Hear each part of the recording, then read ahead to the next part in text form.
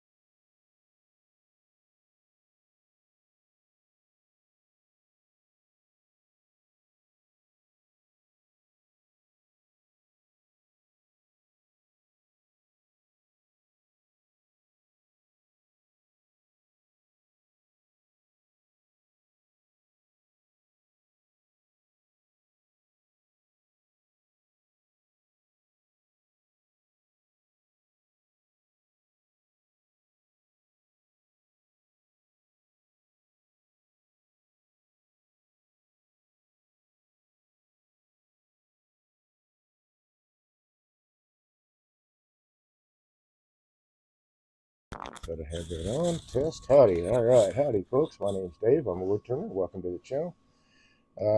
Picking up where I left off last night, I was working on two holiday ornaments. One that I roasted last night, set on fire. I think it turned out really nice. Oh, in fact, I should grab it. And it didn't really shine as much as I thought it would, but it's got some pretty cool potential. So hold on a second. I really should grab that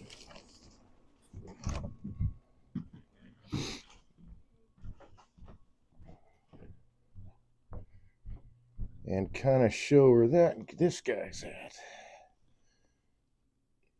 There we go. It turned out to be a nice matte finish, which I'll show you on camera here in a sec.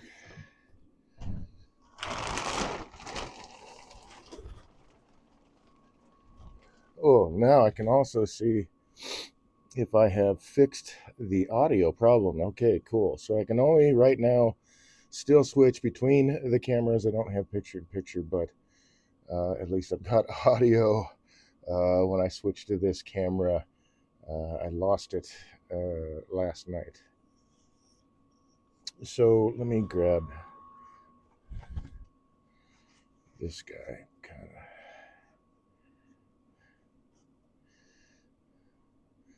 All right, so it's got kind of a matte finish. It's not um, as shiny as I thought it might get. So, but it's got some potential for uh, actually maybe some engraving. I think I'm going to play around with that. So I don't know, I might start playing around with the. Well, actually, I am going to play around with this idea. I thought I wanted to see how that would look with the whole piece charred, and then finished in my buffing balm, and it came out pretty nicely. But then adding Mahoney's oil on top of that it did give it a nice matte finish. I was hoping for something shiny, but I think the matte finish actually will work out a little bit better. So put this guy aside.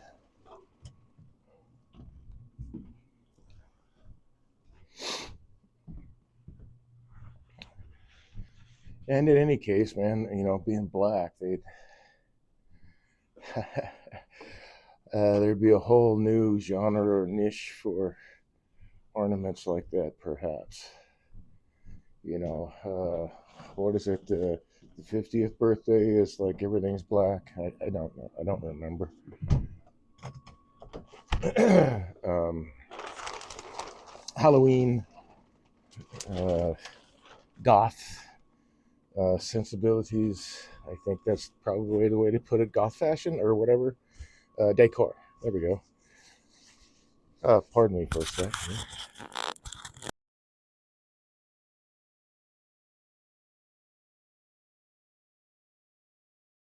So I don't know. It's a fun little idea, and maybe there's a market for it. Who knows? Or maybe not, and it's just fun. So I want to start off with buffing this cherry holoform that I did last week. It's dry enough now. It's gone a little bit oval. I want to clean off the rest of this cambium layer and get down to the raw wood before I put any finish on it, and before I buff it. And normally, or at least I should say, used to use brass wire wheels really often. And sorry, one sec.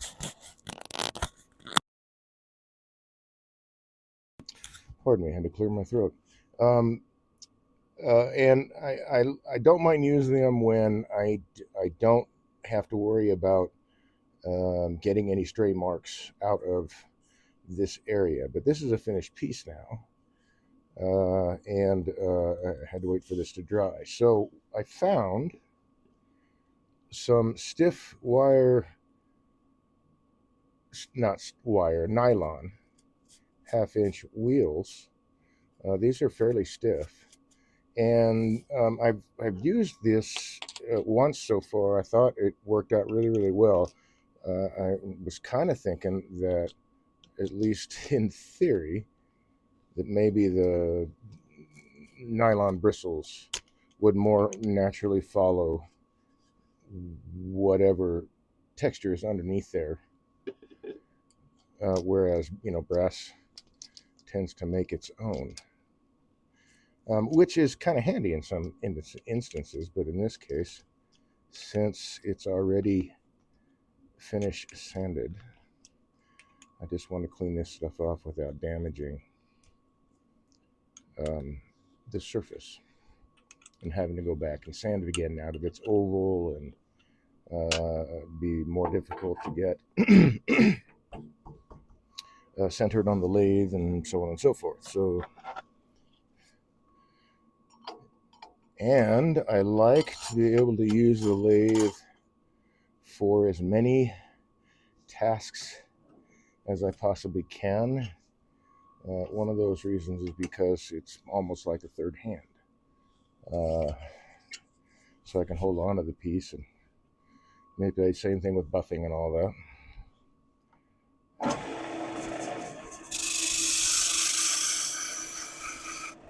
So the idea is, this nylon doesn't really damage the wood, doesn't really change what's underneath the texture, at least in theory, and it definitely is not going to mess up the outer surface if I happen to get off of, just like I did right there,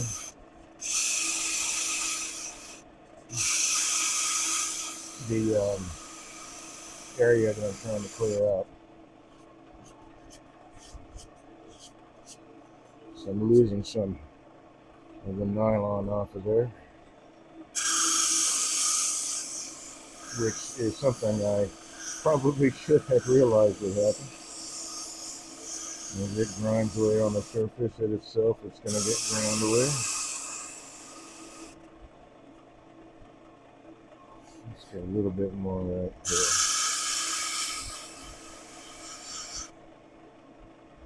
And a bit more right there.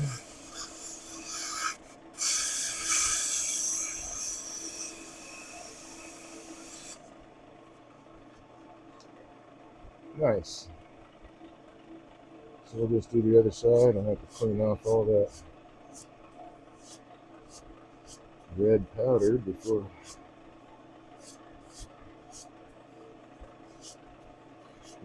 Actually, that is really fine powder. That makes me think perhaps I ought to be wearing a mask for this bit here. I'm definitely going to need to wear the mask when I'm buffing, because I'm going to buff it next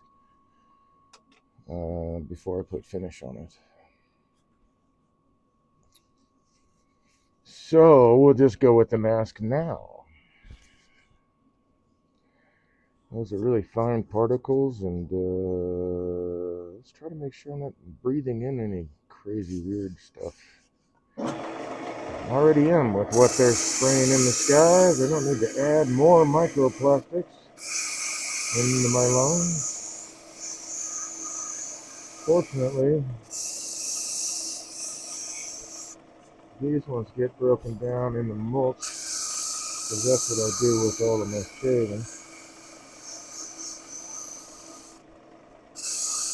And I'm using for weed barriers,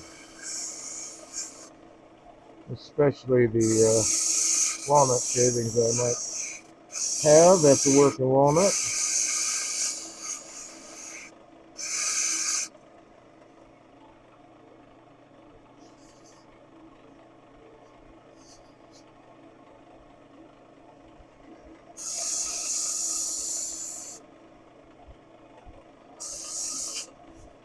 So anyway, this little nylon brush works really nice. And as I said, and then as you can see, there's no damage.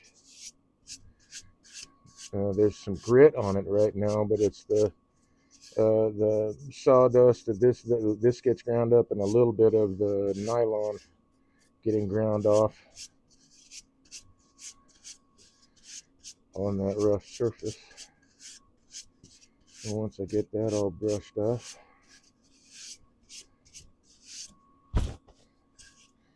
which, you know what, I think I'll grab oh, something like this, eh?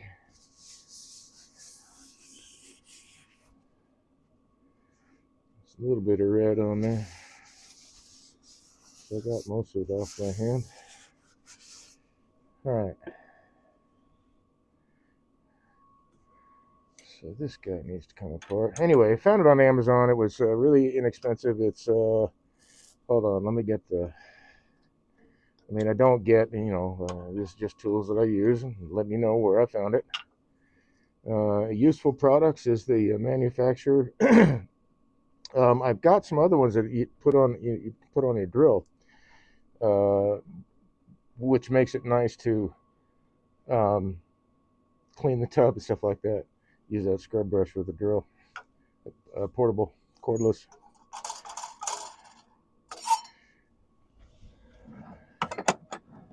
Okay, let's get this guy out of here. I guess I didn't need to put away my all thread. But I'm done with the Jacob's chuck and this wheel.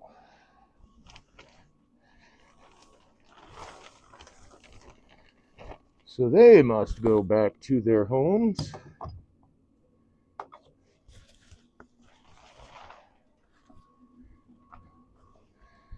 This one being down here with the Forstner bits.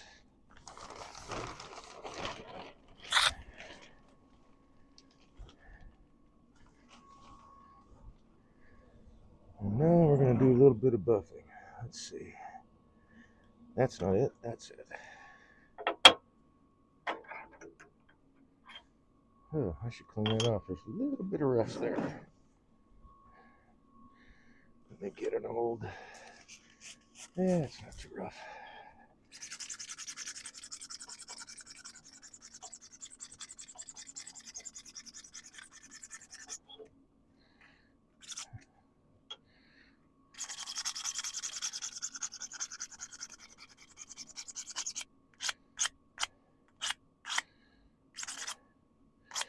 And since I'm doing that,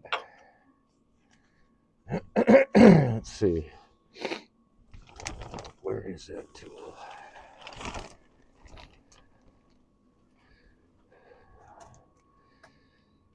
Ta-ta-ta-ta. I should grab my reamer. Trying to remember. Oh, is that it? Nope. Trying to remember where I have that. Are you the dude? No. Little package.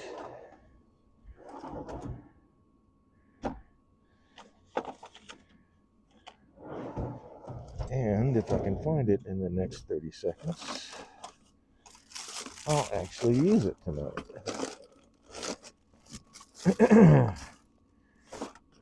I should keep a catalog or a list in these drawers of what goes in these drawers. I don't recall where that ring is at, so we're going to do it out. Well, unless it is down here at the bottom, maybe. Die grinder. Nope.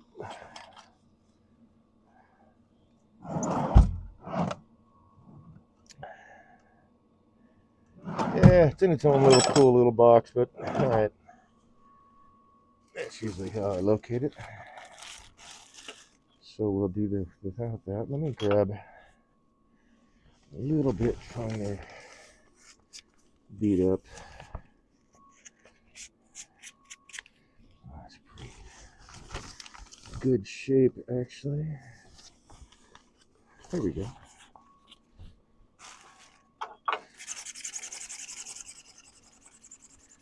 That Just take out the heavier scratches here.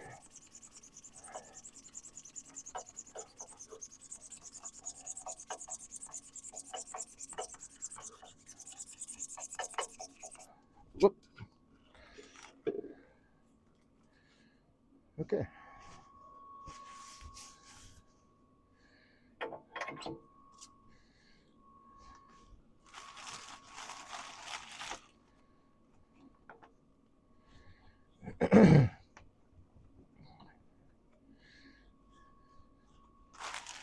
So I was thinking how I was going to do this, because I certainly can't buff the inside. Well, I guess I could make up a jig and all that stuff. Before I get that to spinning, let's set that all thread in there. Pull back, guys, so that stays in there. B. Combining here and below. At viewerstream.com. Hey. Remove the space. Lawless Quarters SWQ. Hey, thanks for stopping by, man. Hope you have a nice day. Hope you have a lovely holiday. Or all of them come up, I guess. There's several. Let's get this guy up to its 2,000. It's really, still really quiet. That's pretty groovy. 1, 2.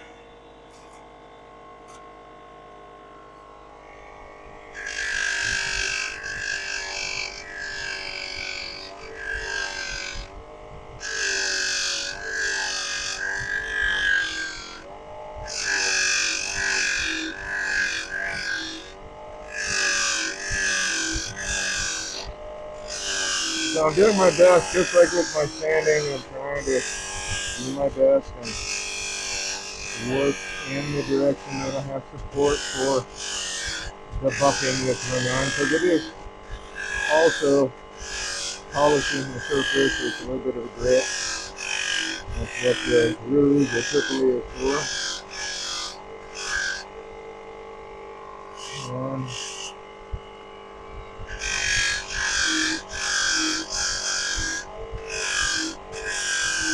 And I really do tend to apply the rouge as I need to. I don't want to overload the wheel.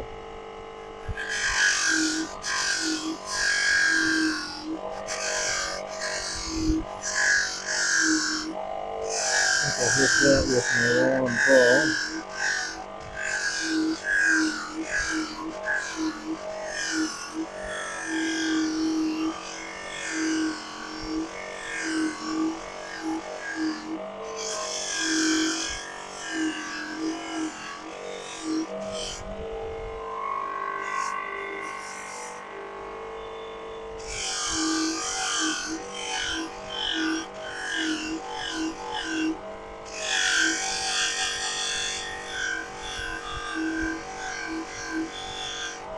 I'm not going to buff that. I want that to stay more natural looking.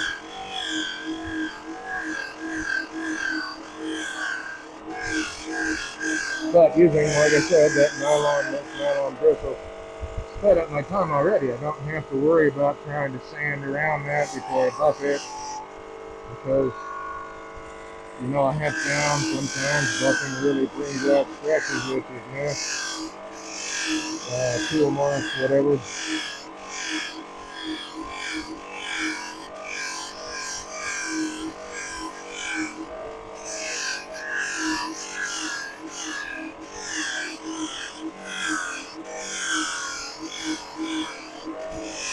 This is all part of the surface prep for finishing.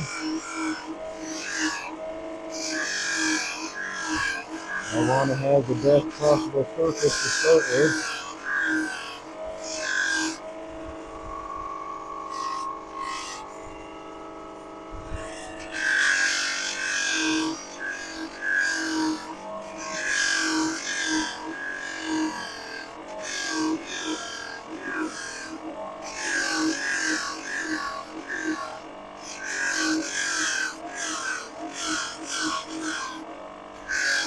I think the half-sphere buff ball thing that I've got will fit real nicely in there where this doesn't.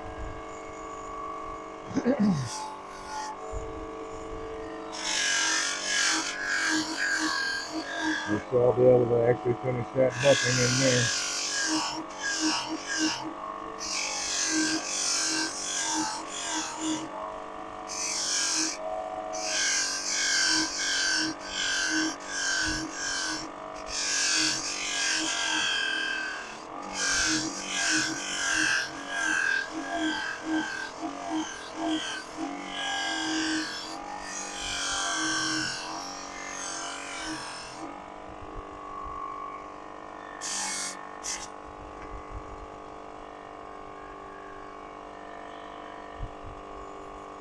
Let it switch, go where the grain is supported.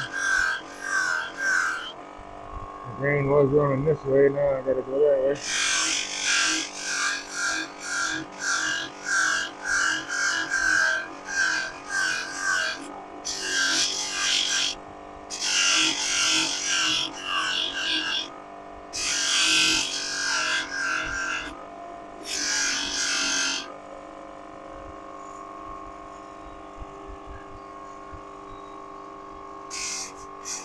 Whoop.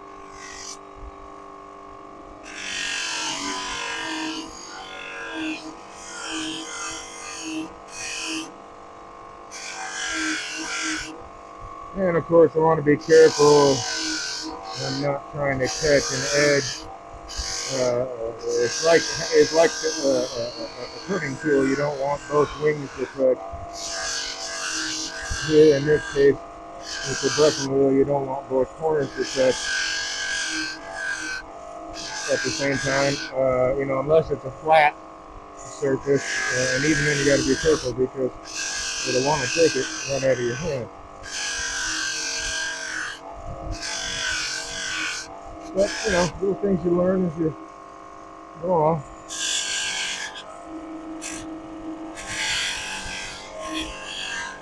I'm going to do the outside part of this one with the wheel, and then I'm going to assess how I'm going to do in there, probably with the round buff ball.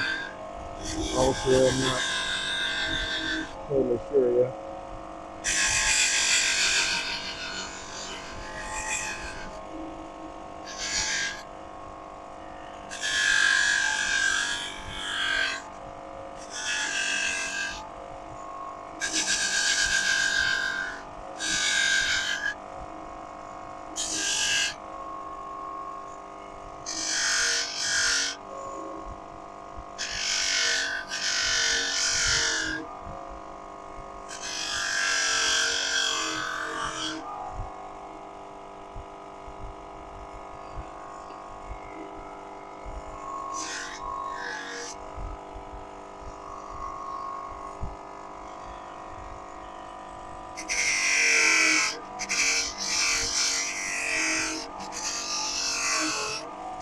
And I want to make sure also that I'm not trying to catch two edges on the piece or an upturned edge that's facing into the wheel, because it gets kind of grabby.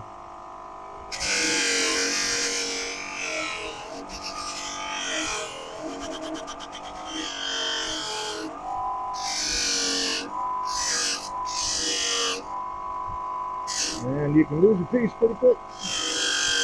Lose hold of it anyway.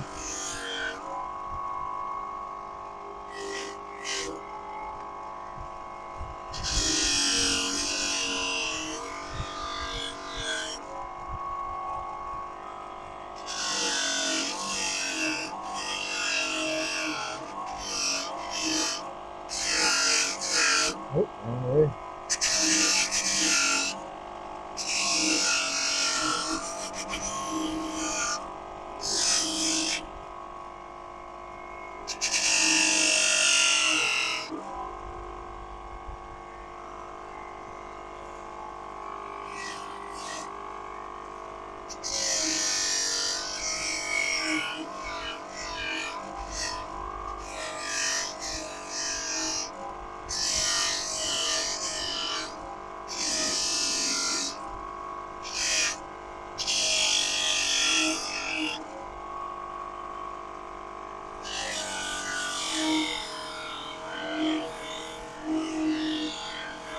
So when I work the bottoms, I usually do maybe two thirds up to down. I don't want to try to catch this upper edge. And then I'll flip it around and do the same thing from really hitting the middle twice.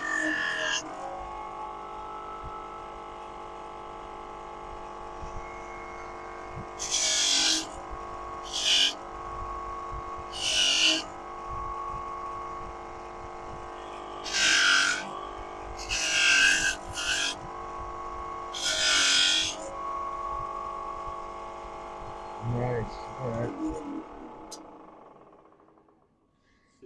I think that's really brought out the color already in the wood quite a bit. Just buffing it.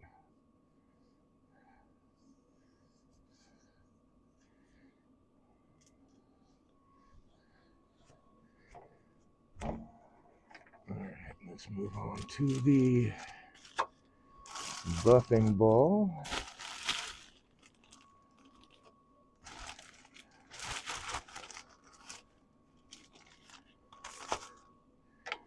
Little half spherical guy. I think I might need to clean that off a little bit. There it is.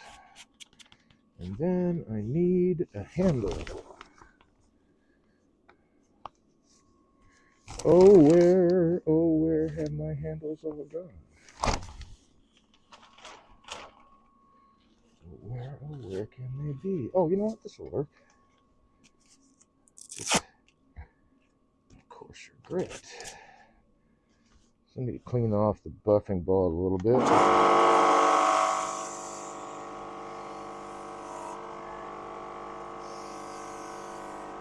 And you can also use, rougher grit sandpaper to shape your buffers if you find you have a need. There, that's all fresh surface pretty much. You can see that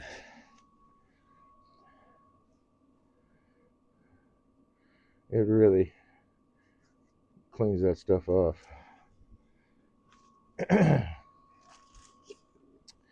Okay.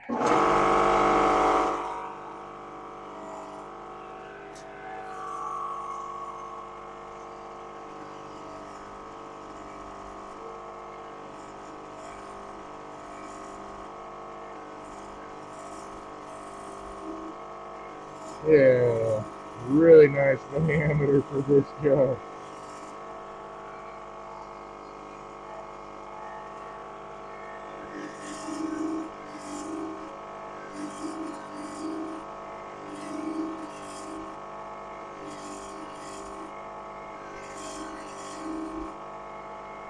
Make sure I go all the way around here.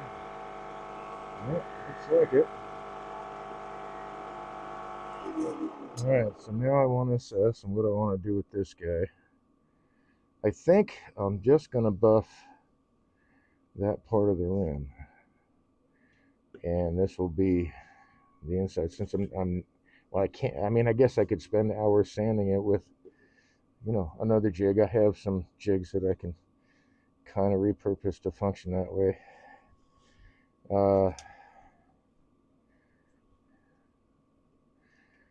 But it's still it's a nice surface the way it is. So I'm just gonna put finish on the inside and leave it that way. But I don't want to buff all of this and have that.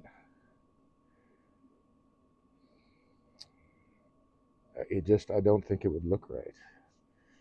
I think just having the rim polished and then this more of a natural, all of this would make the piece look a little nicer than trying to buff all of this, which I can do. I can buff all of that in there, but if I have all that buffed and then the rest of the inside isn't, I think it's kind of maybe a little incongruous.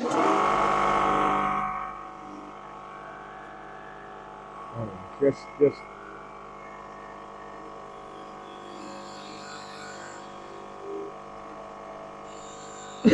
just doesn't quite look right to me. That's the bottom line.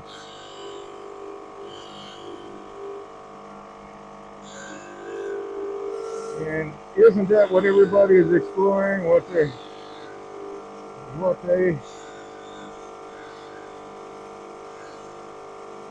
like to pursue on the list? Some people do a lot of hollow forms. Some people do a lot of depends, in those smaller kit kind of things. We got a guy in our club that does hummingbird houses. Um, and does quite well apparently over here, which is cool. That's really cool. There. Yeah, I think that's gonna look, and that really, I don't know if that camera shows it justice, but it's just that rim bead that's polished, and the rest, I think it makes it look a lot nicer, more like it's a finished outside, and like pottery. Pottery isn't always super slick on the inside. Sometimes it is, but I don't know if I'd be able to buff all of that in there safely. I don't know. I'm sure I could probably come up with some kind of jig. It'd take a while to figure it out, but or maybe not. I don't know. Can't know that because I've never tried it, so I don't know how long it would take. It'll take as long as it takes. All right, so that is the AAA or Rouge. Let me see. Is this the white diamond or the? I'm not sure. I think that's the wax. There we go. So I'm not going to put wax on this guy because I'm still kind of flirting around with what kind of finish I want to put on this, but I really think that color coming down as a bib around both sides, like I thought, is really cool. It's a pity that that's hidden, but I think it's a very groovy thing that I chose before that even showed up to make this the top, because that would have been, as I said before, problematic to hollow without splitting out a rim.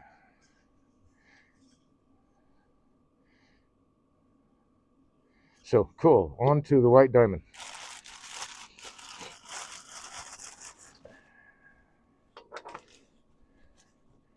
This is your final polish, I suppose. Let's get that out. Have to come out. Oh, I didn't leave that. Which one are you? There you are. Oh, I better get a new one. I'm gonna have to clean off this other ball also, but I was looking for.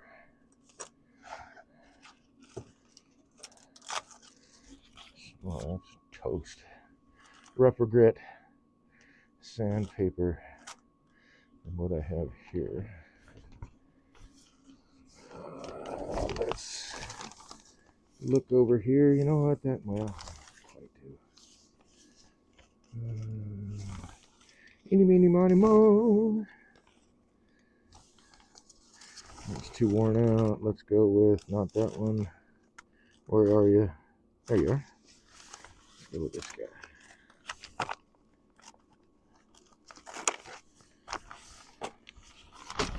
This is worn out. So we'll get to you in a minute. Oh shoot, I should have been covering up. I wonder what this would look like. Oh yeah, well, it's not going to matter if I don't point the camera down.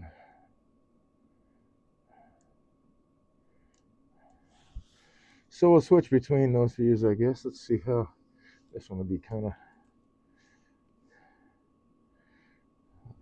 I'm hoping it's not like watching grass grow, right? But it's part of the process. Okay, computer's covered up. Move that guy over there.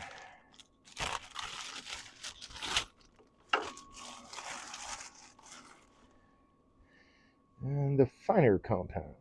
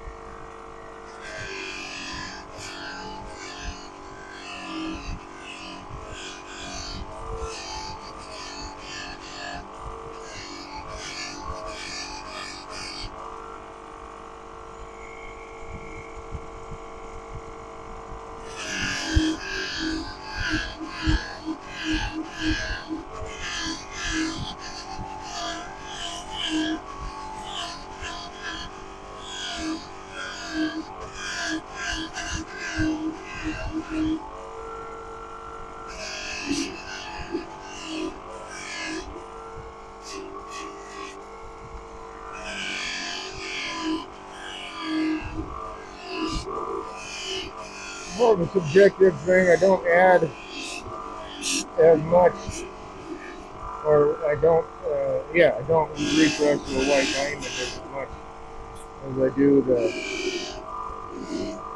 Tripoli blues.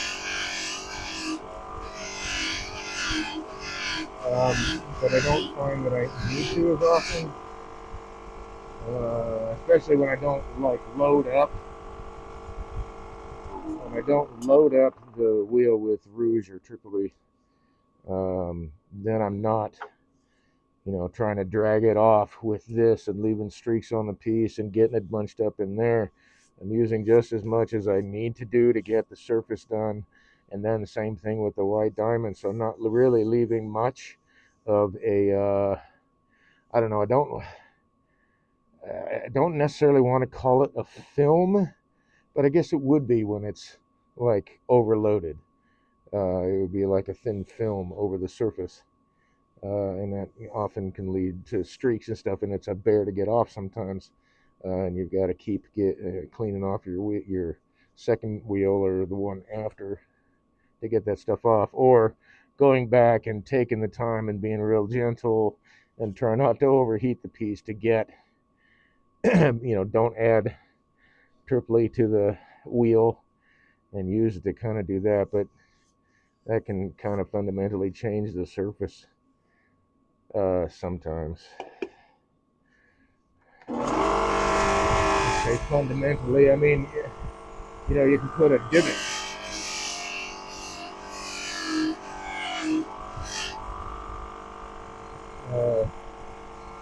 When you keep doing it that way.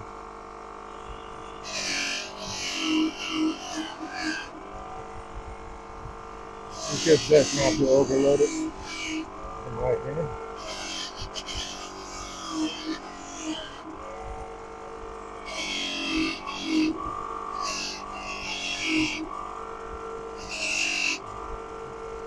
If you ask me how I know all that stuff, it's because of experience. When I first watched those videos for these buffing wheels, these steel buffing system, they loaded that first buff up with grease, and they just buffed the shit out of a piece of exotic timber. It looked great, it looked like glass, but I mean, they just loaded that wheel up. And then when you're trying to get all that off the surface, to clean it up and get that finer buff in there, as I'm doing right now, it's just so much more material to remove. leftover um, compound, I guess would be the right way to put it. Alright, so we're done with that guy. Now moving on to this guy. Yeah, I'll hit that surface.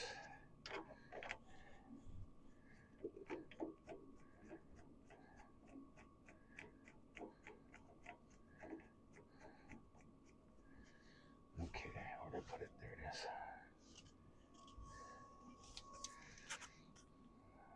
So I like using the coarser grit abrasives for stuff like this because it doesn't clog up as fast.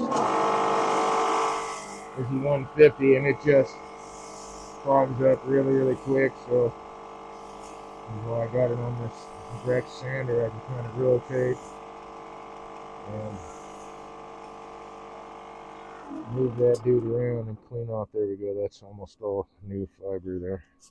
Didn't take much off, but it just clogs up that thing really fast. I don't know. I haven't tried that yet. I'll have to hold on to that and try the rubber cleaning stick and see. That might take that out. I'll hold on to that. That would be cool because it's not really tearing up the abrasive so much. It's just all those little fibers getting caught on all the sharp edges of the abrasive. That was probably a little much, but here we go.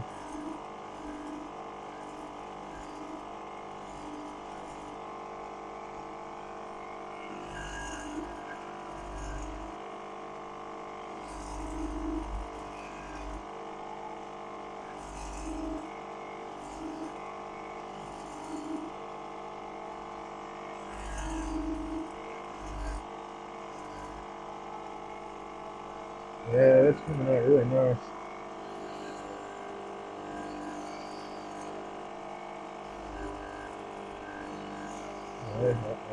I hope the cameras are doing this justice. You can actually see what this buffing is doing to this. And this is all part of the surface prep before, we put your final finish on it. That's all nicely cleaned up, and that's pretty. Wow.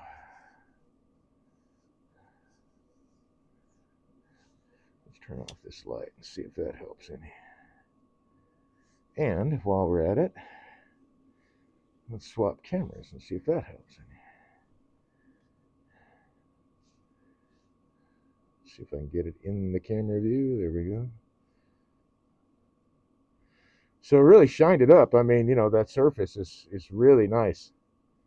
It's already got a nice polished surface to it. So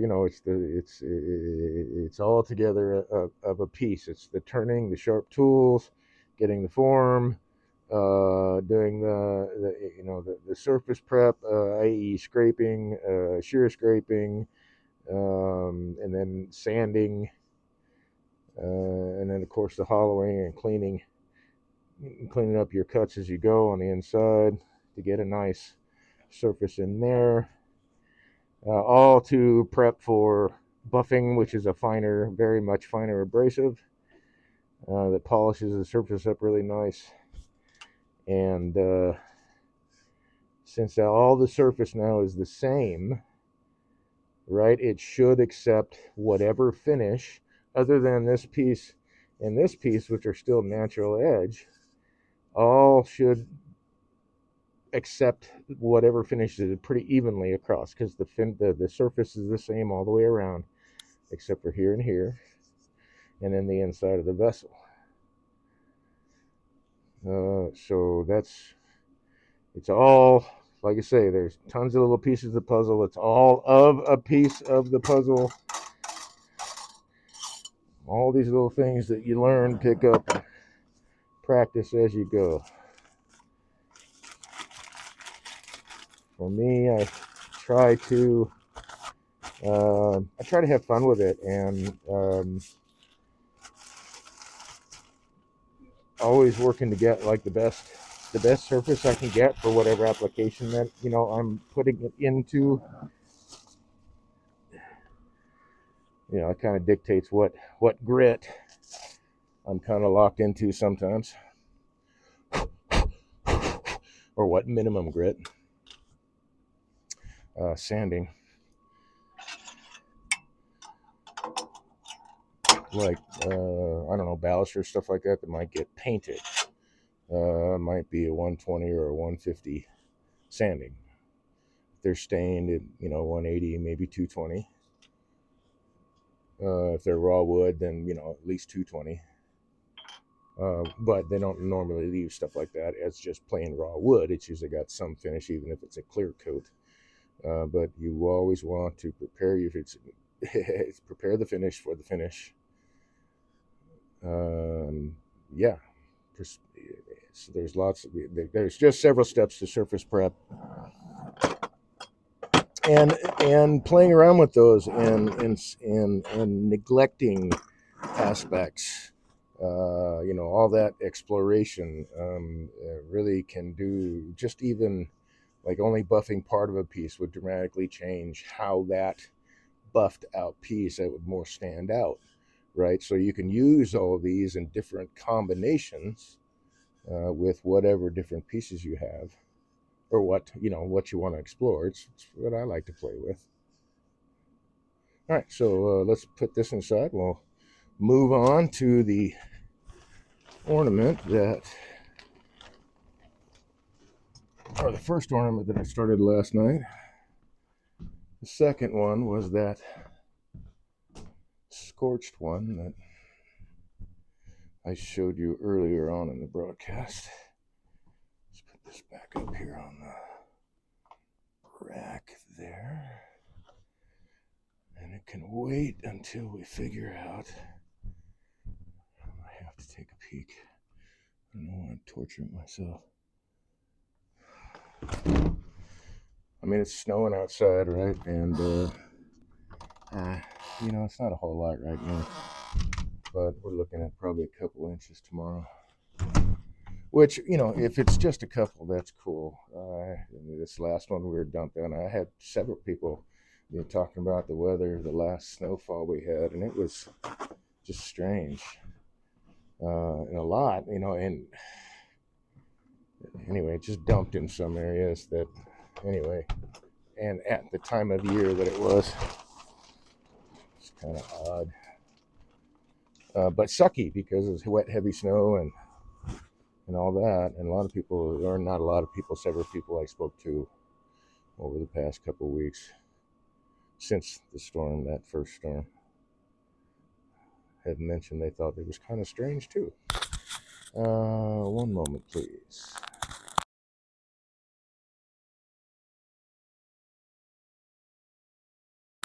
So at least there's, well, two people besides myself.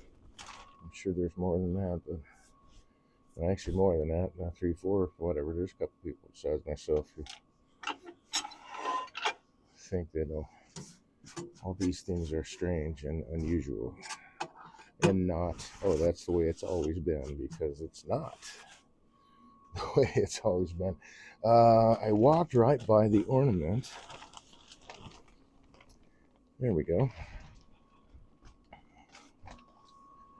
All right, so I set this dude up in the pin jaws and just turned the finial wood just into a cylinder, matched that curve on the inside with the tenon in there, and glued it together, let it sit overnight, because I could not hold on to this bulb, this hollow ornament, very well.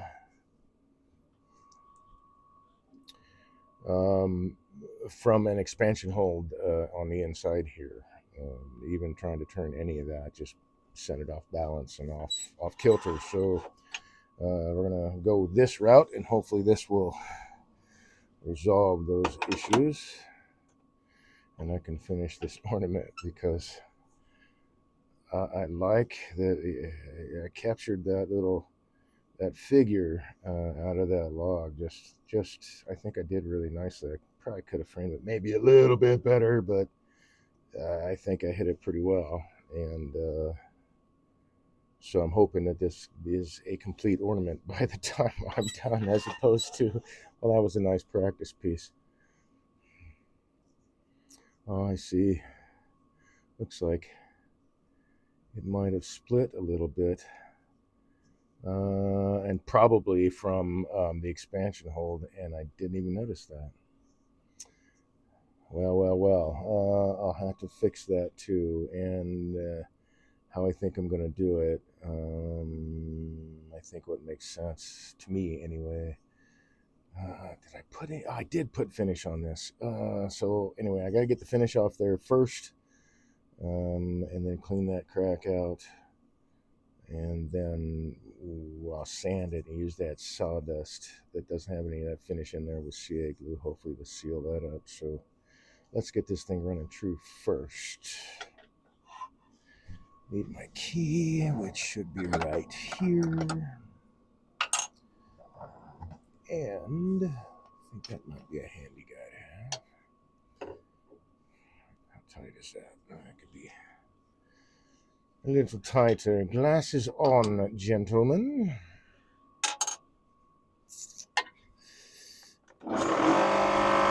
2,000 RPM. Can you dig it?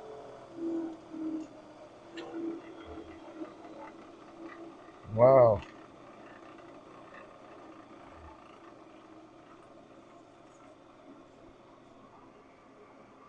I'm down to 600 now. It's running pretty true. All I need to run true is this rim right here, which I will get to. That's it. That's all I need. I made the finial wood a little bit longer than what I was going to use, so that I can have tailstock support and not have a little dimple in the bottom. Not that that is necessarily aesthetically bad or whatever. Just figured I've got too much wood here, actually. I should have cut this a little bit shorter. There's a possibility, maybe, that I can use what I don't use down here as the top part, but just in case, that little kerf that I had cut out halfway through the Cocobolo block, I went ahead and just cut it all the way through. So I do have a piece that I know I can use to make the top finial if I need it, if I can't, or if I don't cut off enough down here. So I want, first of all, to clean this up.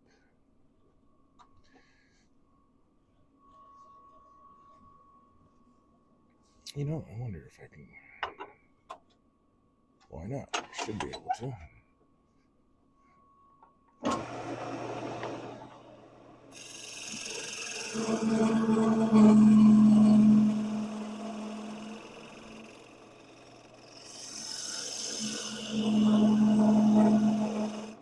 don't have to go that slow, I suppose. Looks about right. Feels about right.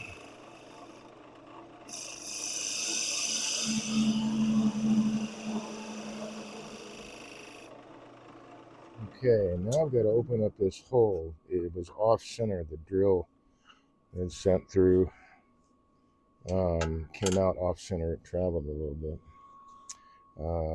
which again was causing me, not having a way to hold it really nicely, was causing me some trouble. So this should be addressing that. And actually, let me think about this. Yeah, let's do this. If this will fit, I will use my sidewall scraper. Move that guy back as opposed to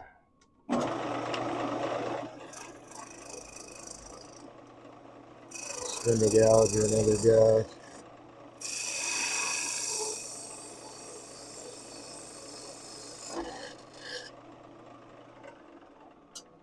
Cool, man. Okay. And wall thickness is nice. So I don't have to do any more there. It's all fairly even. That's all set. What I want to do now is make sure. Let me look at this guy. Where are we at? I think I can hold on to that with this, and then with tailstock support. Yes, I can. With tailstock support, I can turn this dude, then finish this off. Wow, wait a minute. Hold on. Let's think about that.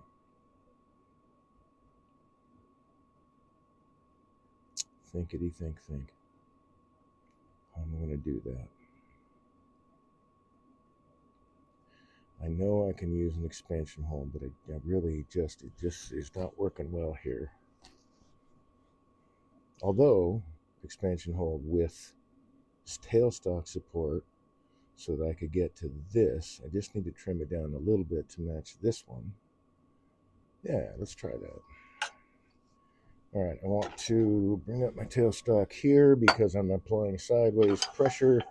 I'm going to use my parting tool to create a square shoulder. It's not quite square, and I think I'd like it to be a little bit wider.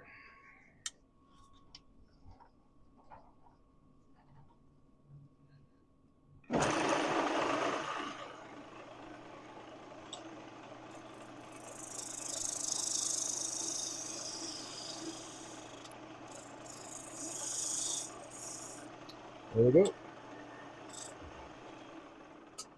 No, actually, I think I'm even like really close. Yeah, yeah. Let me see. I think I'm really close with that tenon to where I need to be here anyway. What is that? 7/16?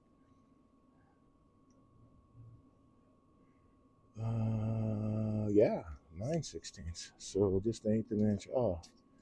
So that is almost the diameter that I need to be there. So I'll be able to deal with that with it spun around in expansion hold and tailstock support. Yes. Next trick. Next trick is to do this. No, I want to keep that square shoulder. No, let's not mess with that yet. Just want to clean this up, but I want that. I need that square shoulder. All right, let's get some of these tools out of the way. There's that guy. I don't need him. I don't need the parting tool right now. I don't need spindle gouge. I don't need any of these tools right now. Okay.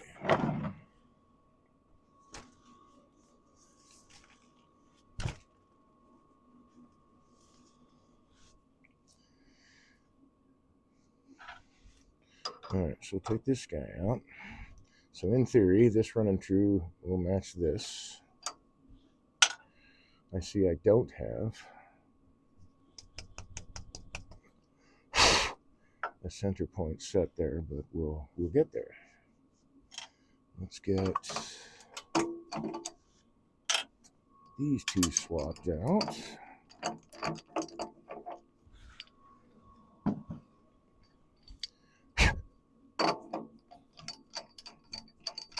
Hey.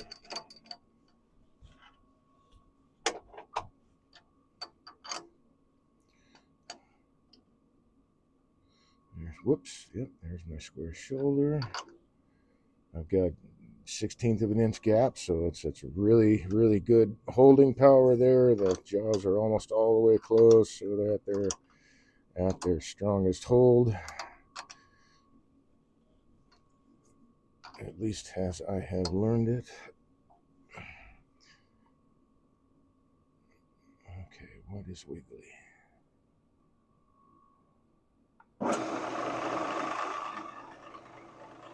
That is wiggly.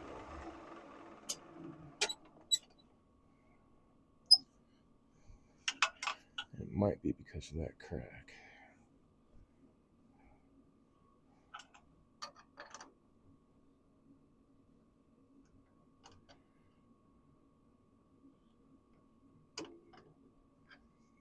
this dude needs to run true. So let's grab this guy.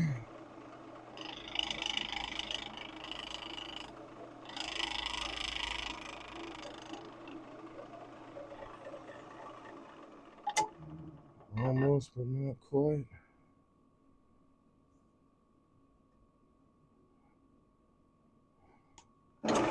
There we go. I'll take that. Close enough to running true.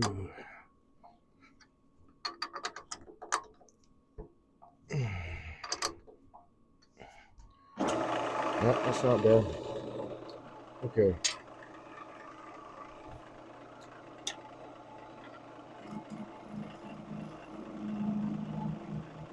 And if I'm really careful, I should be able to clean this off.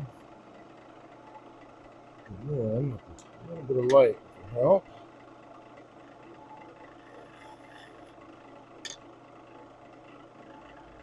Make a center point there for my live center point.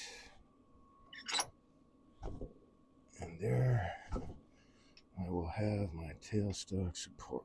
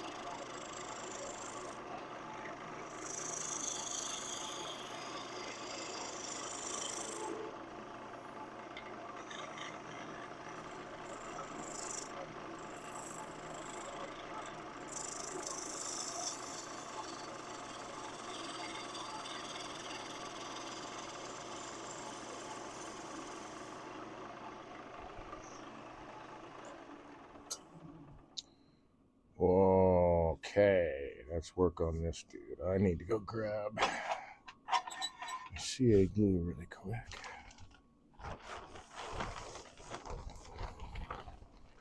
So this is going to highlight that crack a wee bit, which is fine. Thin CA glue is over here. There is the accelerator. I'm also looking for a handle. Oh, there it is, way over there.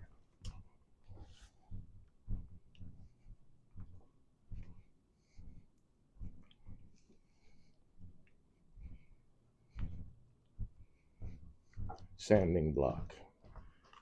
Calling it a handle.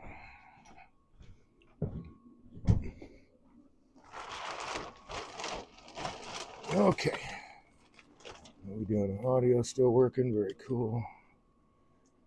Let's see what that does. I don't know if that helps much. TC Schmo. Hey, how you doing? Lawless Corridor SWQ. Yes, hello. Scorpion Mama 86. How's it going? Thanks for joining me this evening. Happy Thanksgiving to you if you celebrate that.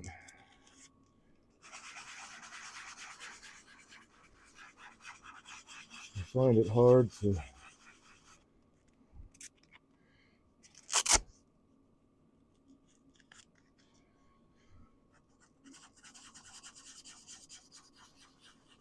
sometimes to discover or learn the history behind some of the holidays we enjoy in this country.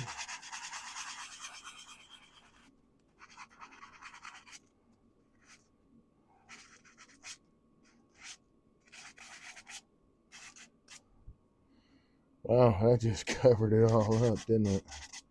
Cool. Well, let's clean it out. Let's see, I need the smaller. There it is. Smaller pick. I guess I need to go this way since. And I don't know if this shows up on camera, but when I'm pulling this out, it kind of clumps up. And it's because of the finish that, the beeswax that's there mixed up with that. And I want to remove as much of that as possible so that the CA glue has a better chance of holding all this stuff together.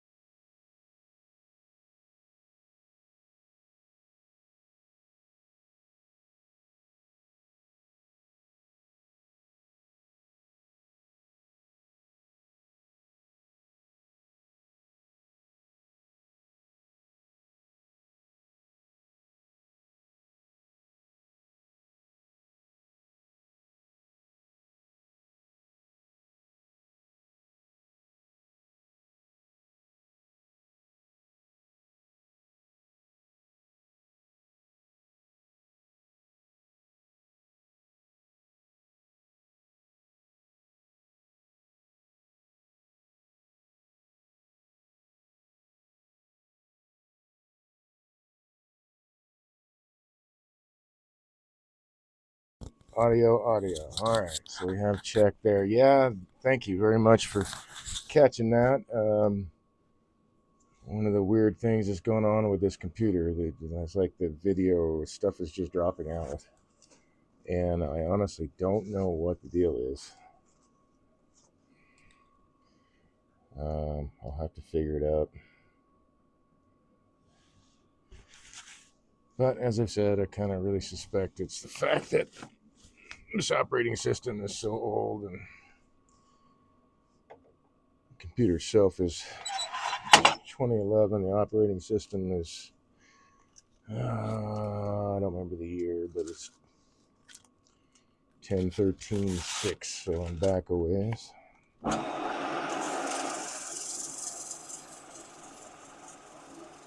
As far as the operating system goes for Apple,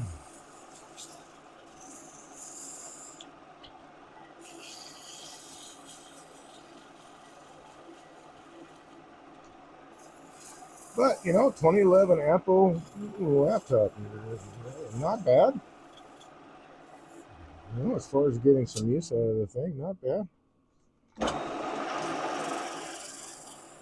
Especially since I started off with an iPad. And now that I've seen the history of iPads, the iPad that I had wouldn't have lasted anyway. So I was going to OSU for instrumentation technology, getting a bachelor's degree. And they were piloting a program that, because a few more of their students were starting to show up with Macs, and their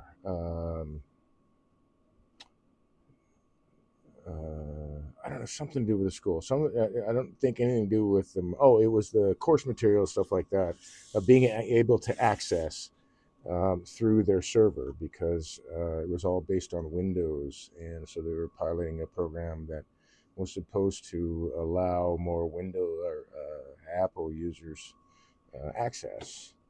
And so I got an iPad. It's like, cool, I don't have to carry a big computer. And unfortunately, the pilot program just didn't pan out. They couldn't get it figured out while I was there. So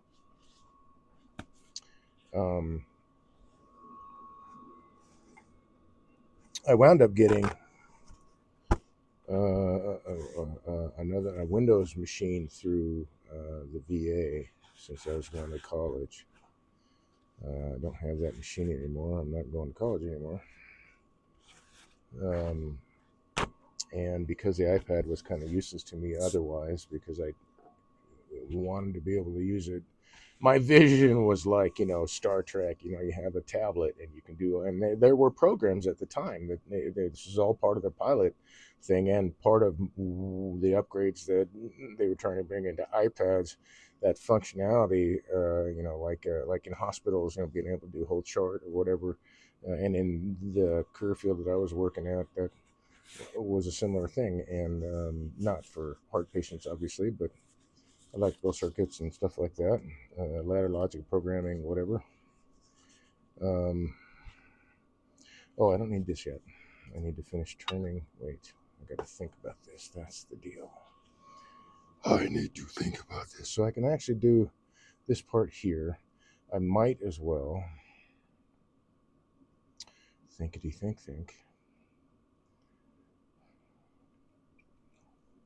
It's going to be a little tough, but I think I can do it on the... I can make a jam chuck. I don't have to make it tough on myself. All right, so I'm going to make a jam chuck. Let's do that now, in fact. Then I can finish turning that, and then I can finish the whole thing except for the part that's going to get glued, and I can finish that later. So, hey, let's get to all this stuff now while we can, in theory. All right, so I need to mark that. That's my...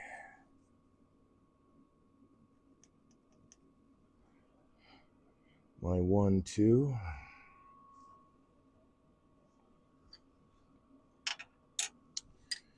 And now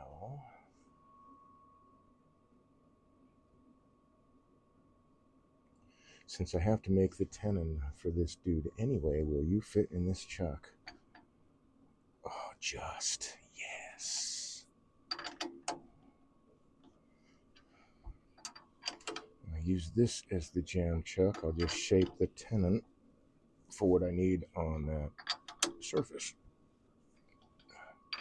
And then, when I'm done, I'll have the right size tenon to put it together. Hey.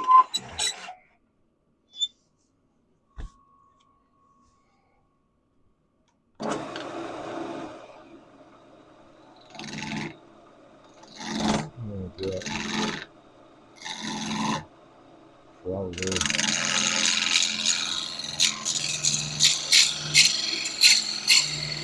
sufficient thickness for it.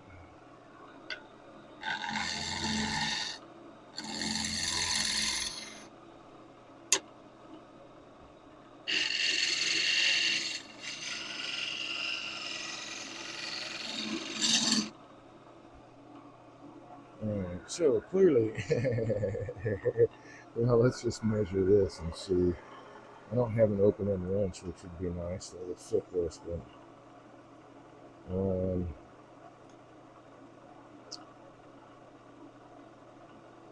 3/4. Cool.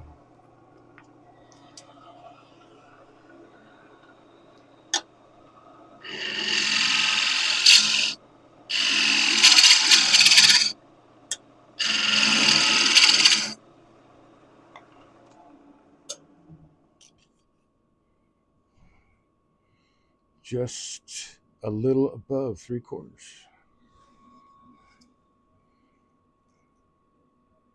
So I need to get right on it. Okay.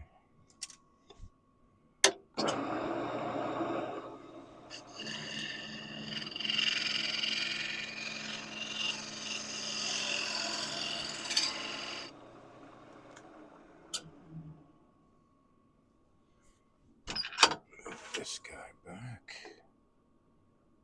Still just a little thick.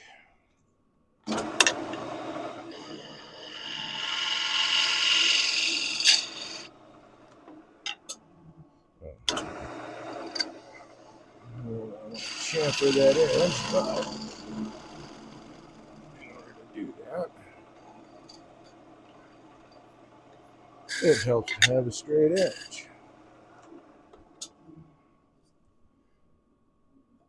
Beautimous. Okay. So now I just need to make it flat.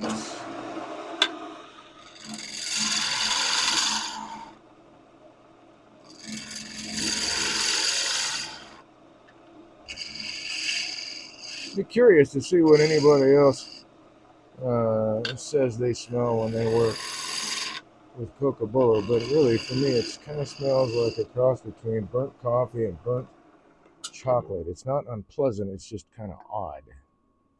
That'll work. Yes. Okay. Different.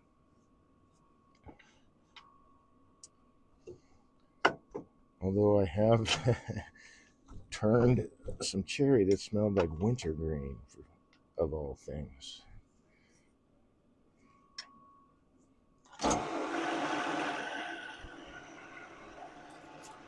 I think I still have some shavings in a Tupperware bowl somewhere because it was just such a wild thing, turning cherry. It's just the whole shop smelled like wintergreen. I kept those shavings. It was just a trip. Okay, I need that key over here.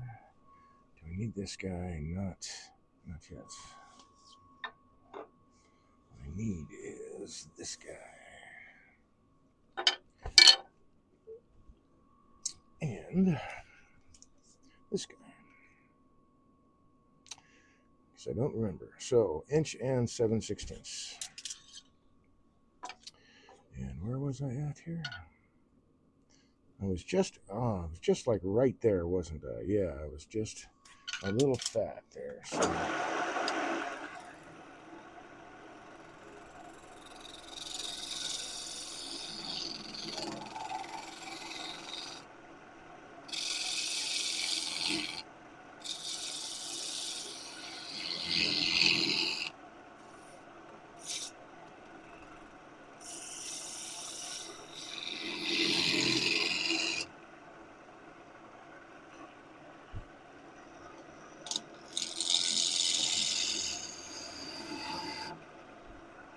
then I can sand that last little bit off, so that's not going to be a problem. Put that away.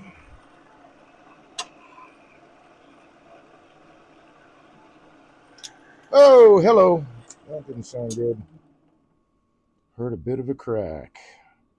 Bet it was that right there. All right, that is as tight as I get to hold it there. So,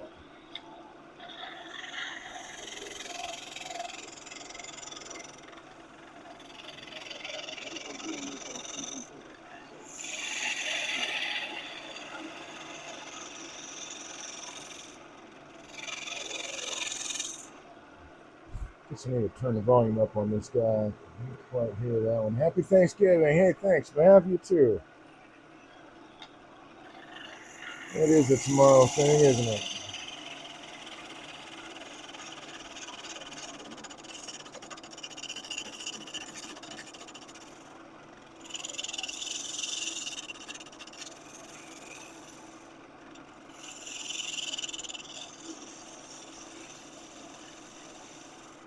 Ooh, I think I know what I can do here.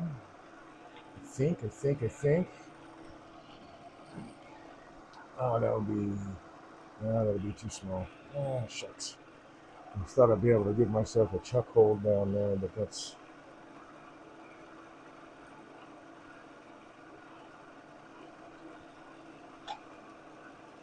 to try to capture this on the outside. Oh, I can actually still do that. Right? Most certainly. Yeah, I should be able to do that just fine.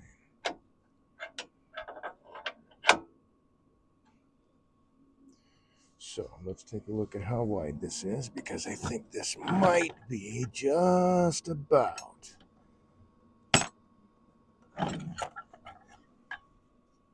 the right diameter for my parting tool. Yes. All right, so I'm going to capture this guy.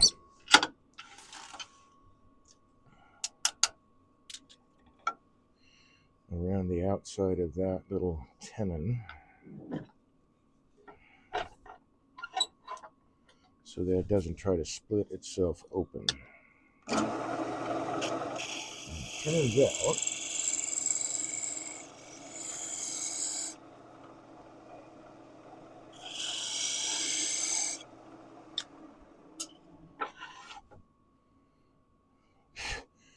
that is the perfect diameter for that. I'm going to get out to here.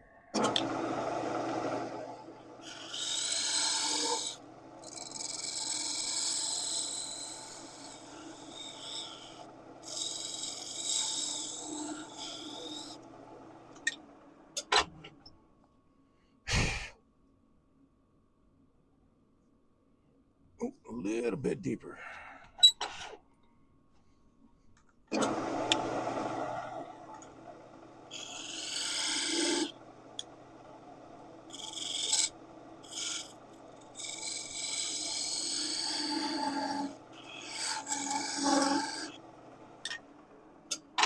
Probably still need to go deeper now since I took the sidewall off of that. Sure did.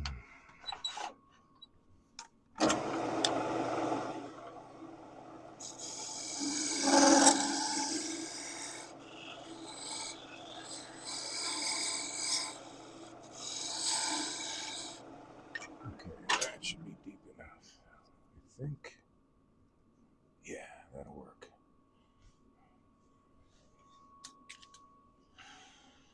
So there's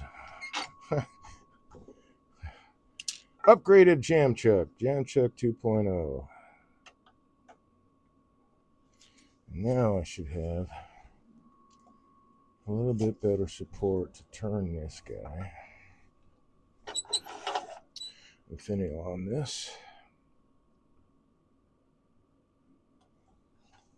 That's about right. Yeah, it's just a tad bit above. Let's drop it. There we go.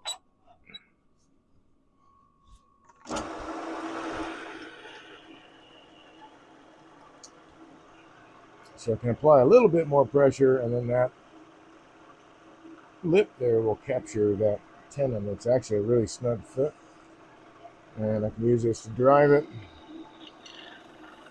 and not worry so much about splitting the ball open.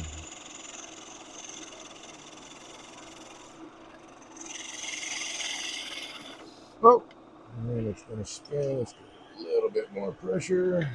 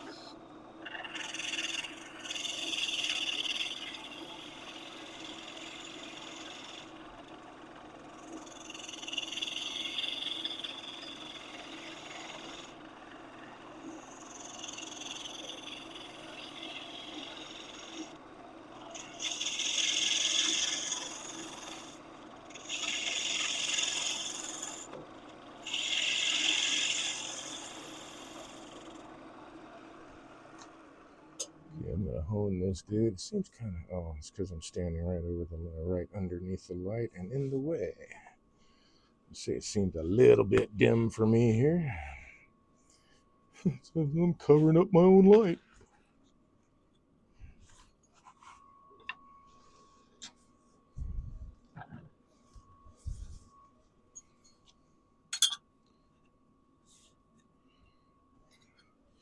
Coca-Cola stains the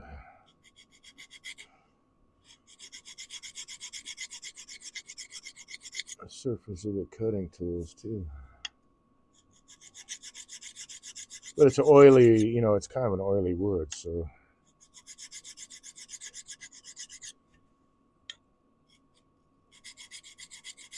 But it's definitely very nice to turn with sharp tools.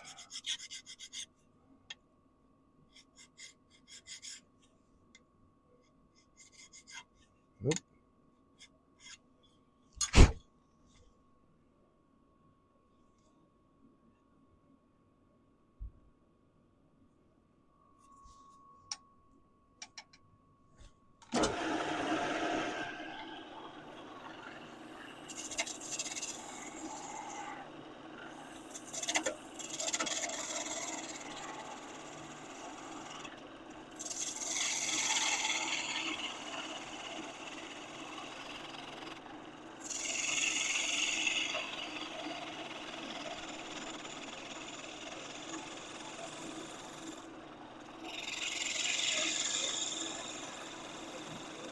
I'm trying to, take it easy here. Normally I would have turned this finial unattached.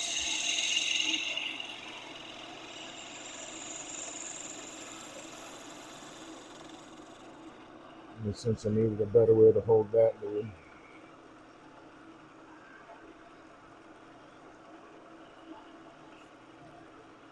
Okay, I think that is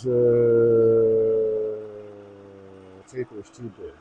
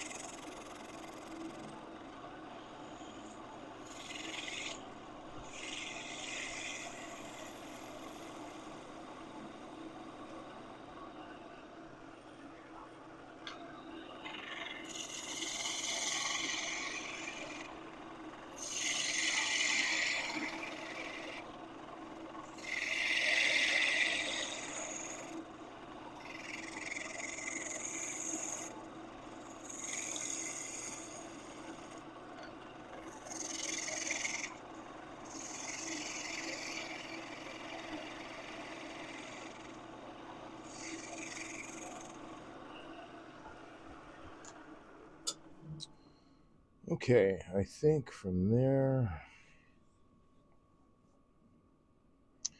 what am I going to do? Turn a series of balls, maybe?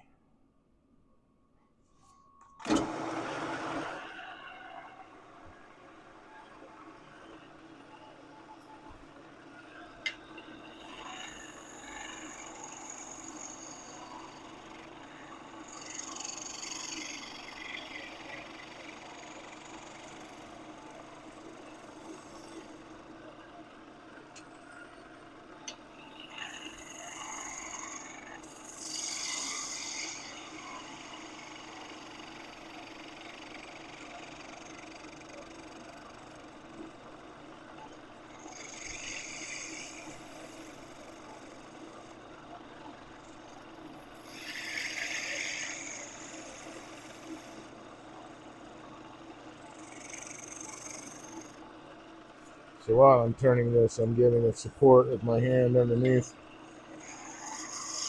Just taking light cuts. Because I just have friction drive here, and it's a very small cut that's holding that tenon.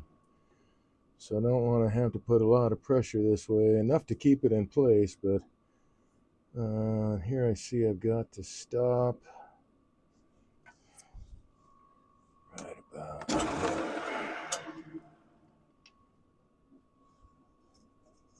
Because the end is split a little bit right there.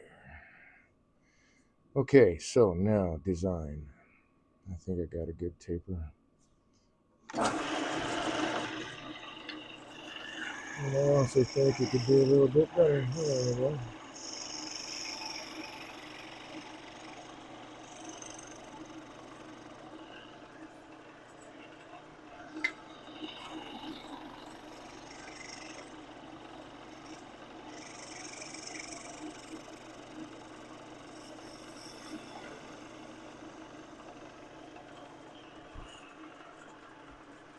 Alright, now where's my other one? Let's go with that.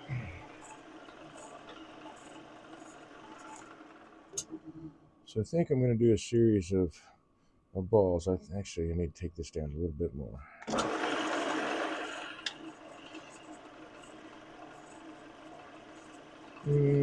No, I don't.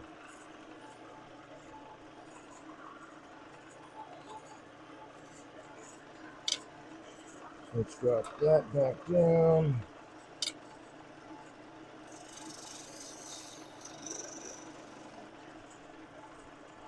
I want to do a series of spheres,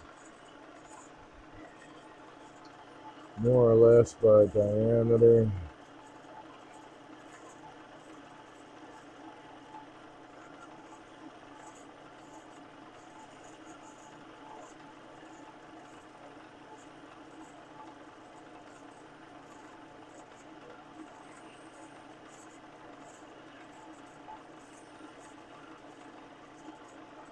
Something like that. Since I got a taper going down this way, I'm going to make my cuts going this way first, so I can clear away.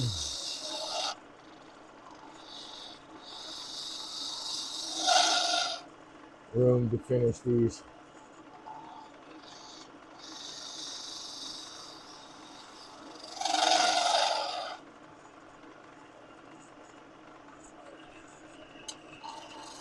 Screws that are ahead of me.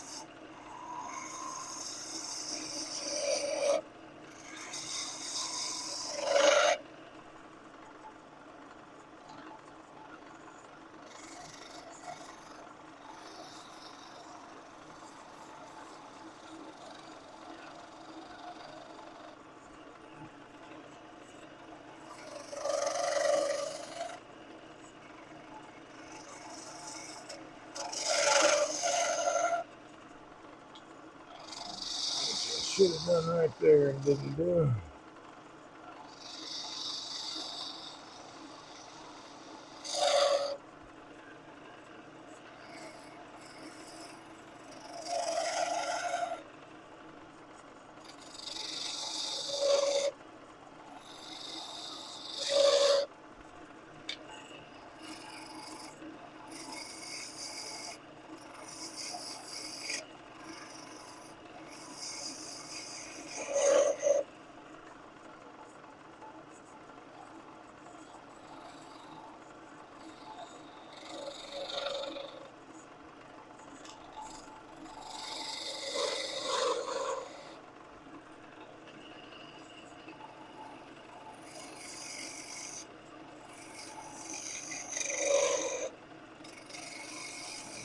If I was just doing regular beads.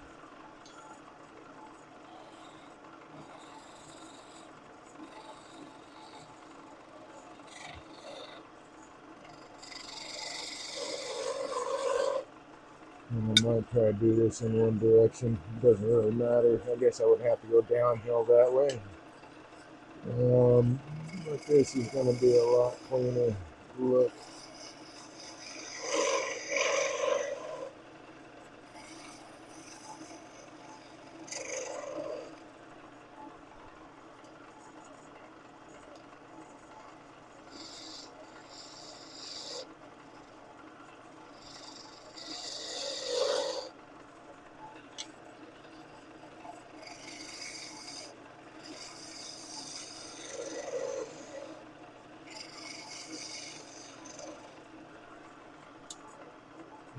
A club, he has the honor of hosting Mark Gardner for classes soon, demo classes, stuff like that. And looking forward to seeing Mark again. We've had him here before, and he's the one that constantly attribute um,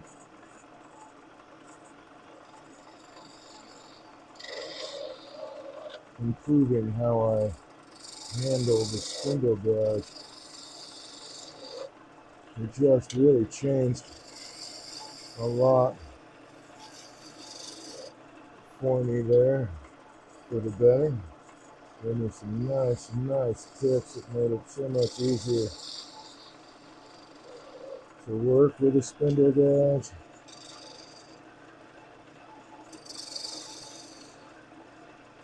Let's see, do I leave that one as an oval just for fun? Yeah, I think I'm going to do that. Actually, it's going to be an egg.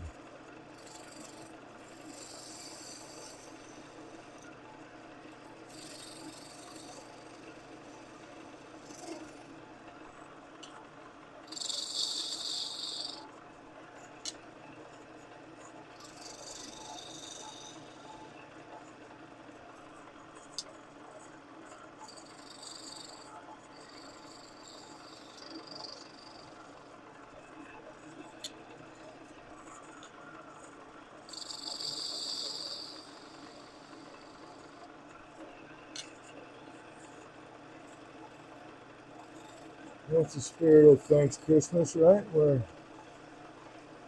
Thanks Christmas Bunny lays the magic egg that the hero from the stars is born from and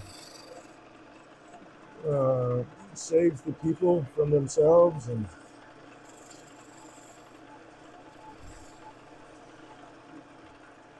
I love how we celebrate that. I think that's awesome. Okay, I think I can put this guy away. So there's that. I'll put a little bit of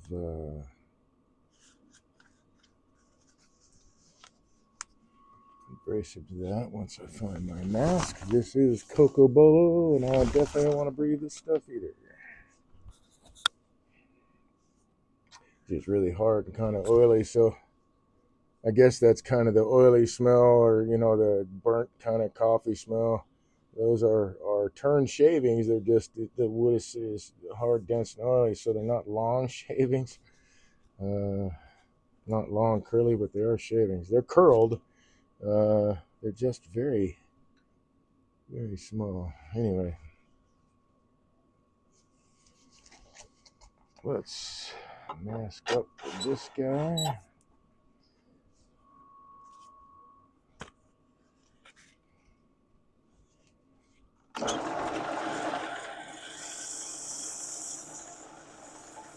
Yep, that's mistake I'll have to fix.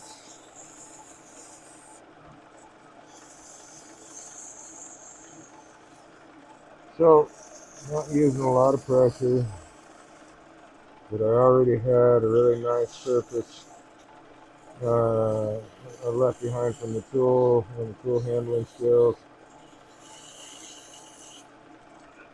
Um, but also, I'm not trying to put a death grip on anything that I'm presenting to a whirling piece of equipment. I certainly don't need to be dragged in, and if it takes this abrasive out of my hand, well, so be it. I can go pick it up. Don't need a heavy hand anyway.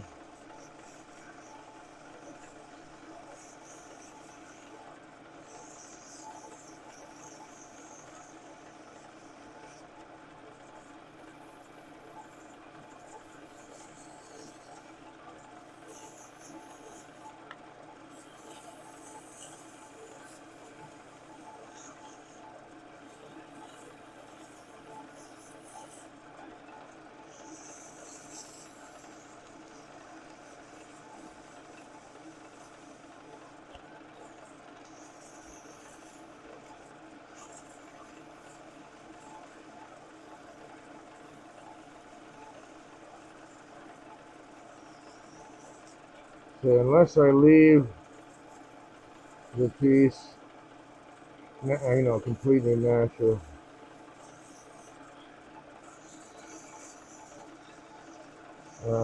that's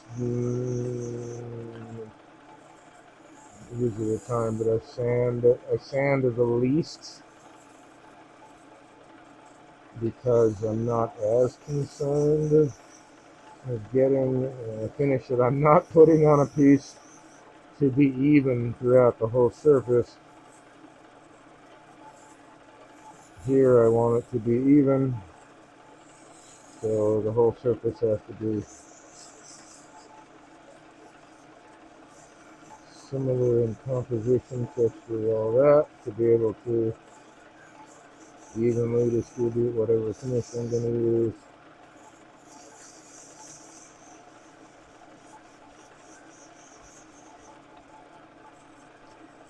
But the cool thing is, like I said, you don't have to sand a whole lot. Got really, really nice finish right off the tools.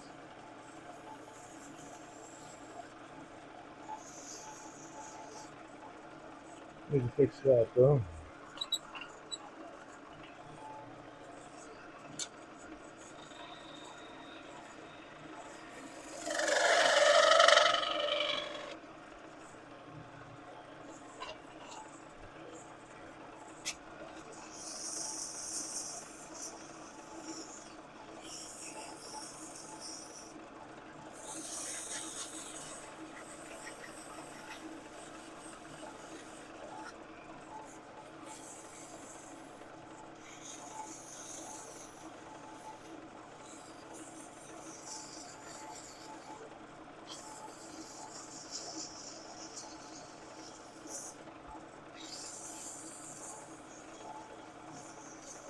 Oh yeah, I do need to sand this part too.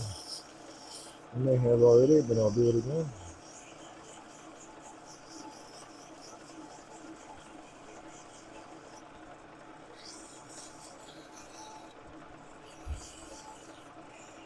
Well, I don't know what the heck that was, but it kind of sounded like thunder. Huh.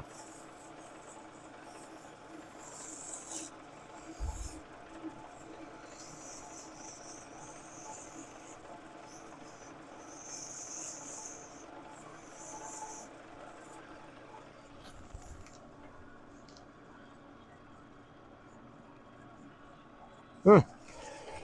You know what? I'm gonna go take a quick peek outside, find out what. That's an odd noise for a snowy evening.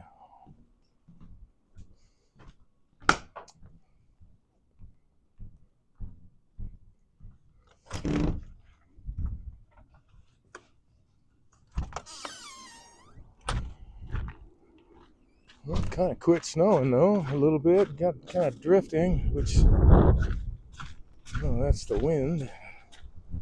Hooray, hooray. Don't see anything, so I wonder maybe some of the snow fell off the roof, perhaps. I don't know. Got blown off the roof.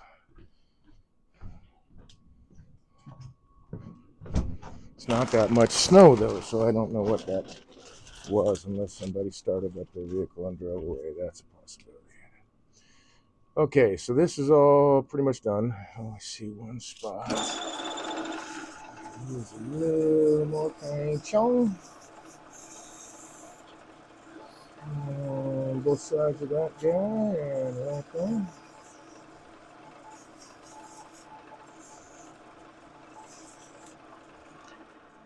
Okay, now I can sand this.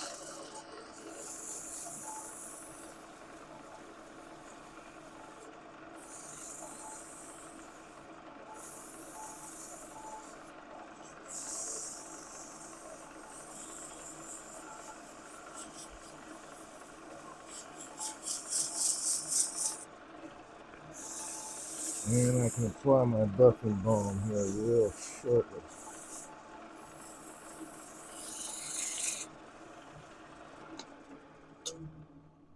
Cool beans. All right.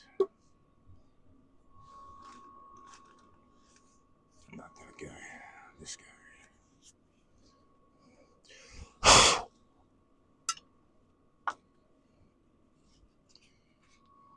guy. An hour. Not bad, I guess. I mean, this is problem solving.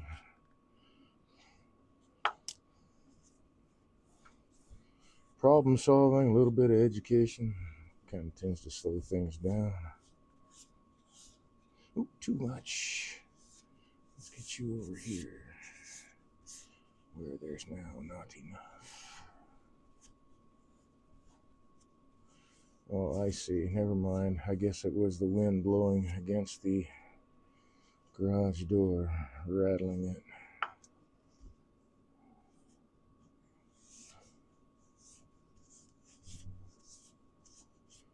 Not much snow at the moment, though, so that's nice. That last snow was that was wild. That was a ton of wet, heavy snow at I mean, not the right kind of season for it. Okay, a little bit more pressure. There we go.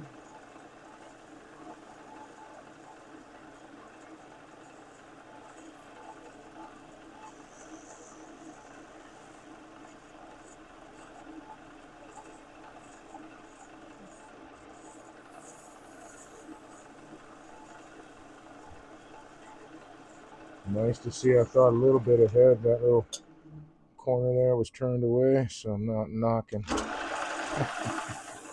Not knocking myself out there. Knuckles.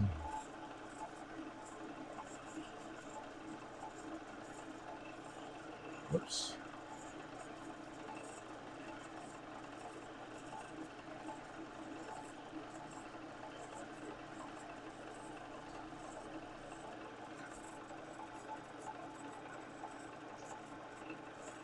Just a little bit much on the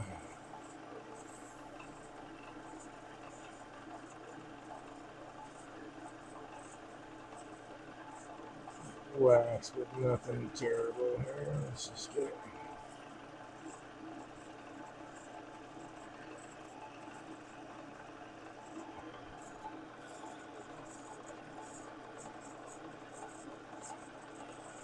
Walked up out of those little crevices there, little corners.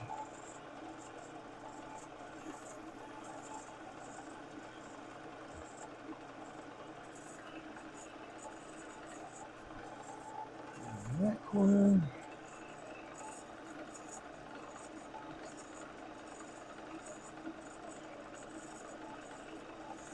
That one.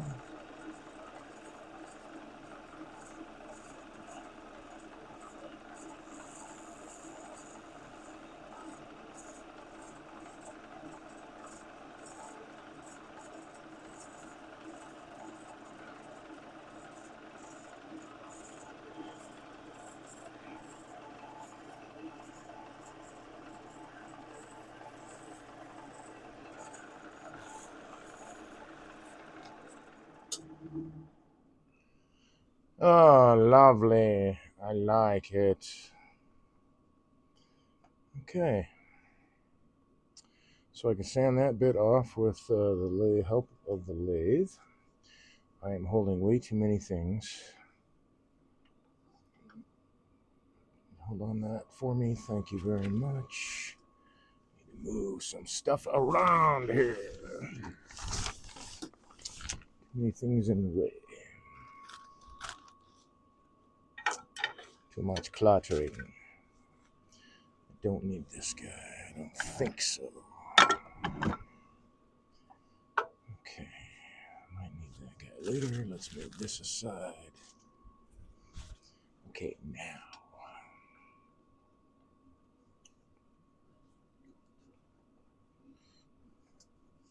No, let's not use that. Let's use this one.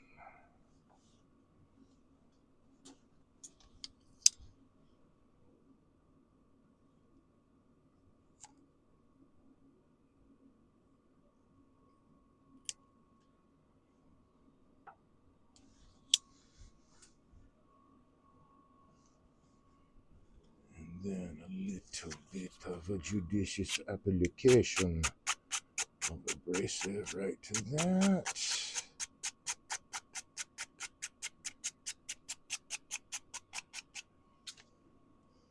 Then the wax.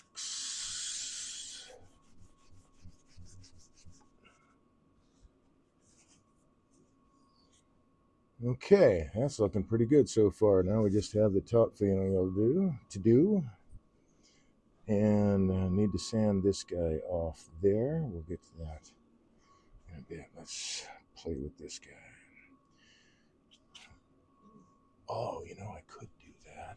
Let's see. If I take that in further a little bit, I could hide that tenon completely and not have to worry about sanding it off and have more glue surface. Okay, that wins. That wins.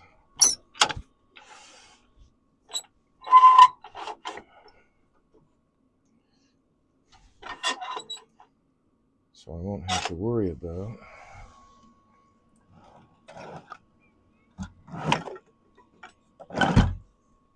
possibly goofing up my work. That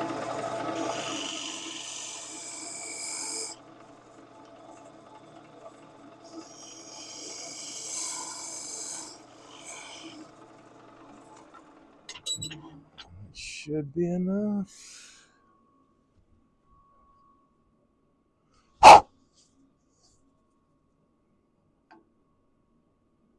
Oh, it's just enough. Okay. I'm going to go just a tad bit deeper, and then I'm going to shape the finial.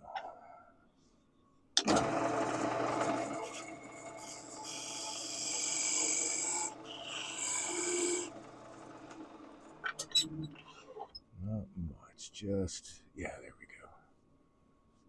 Oh no, I got a problem there. Will that resolve itself? It will not.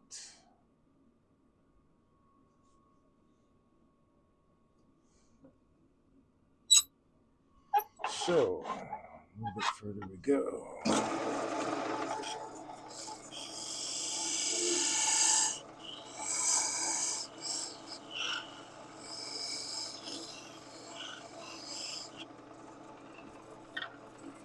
Got a bit of a trouble area.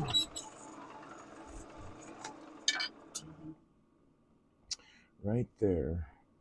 It exposes that tenon. It doesn't sit properly. A little bit torn out because of the parting tail. Yeah, I'm going to have to take that down even more, which is okay. That's all right.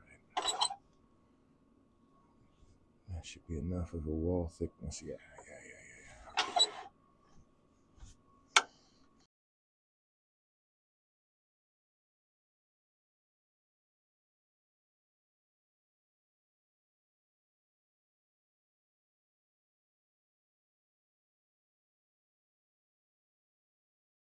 So that's close. It's close, but it's not right.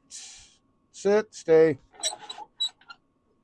I think my screen just blanked out again there for a moment. Still got audio. Okay, that's good.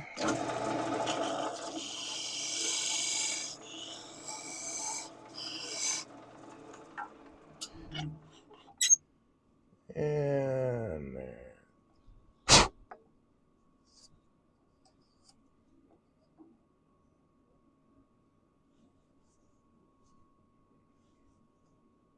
Okay, it's just something's not quite.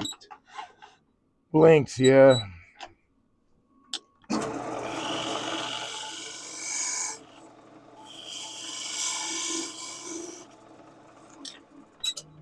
don't have that surface square, so this wasn't sitting square. There we go. Yes.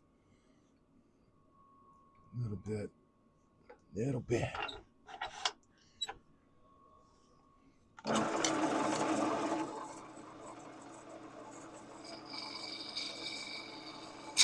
Oh, that was a no-no.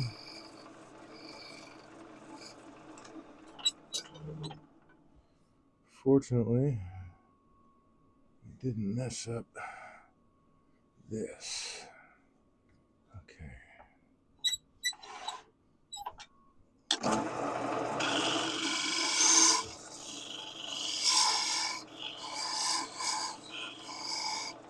Just not quite fitting the way I want it to. There it is. Okay, got it. Yes. There, that's what I want. Okay. Good deal. So now I'm going to start on this side. Let's grab this guy really quick.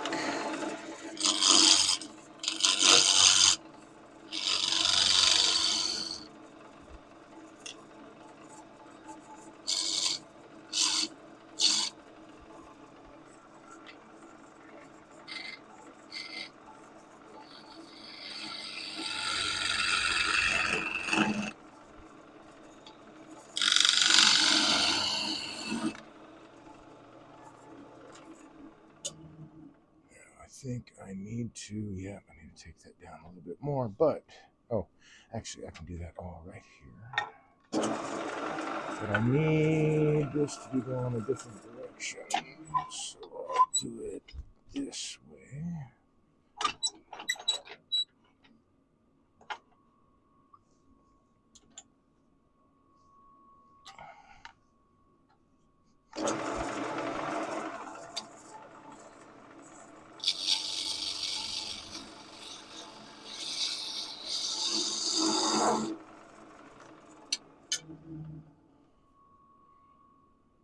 Should have just about taken care of all that.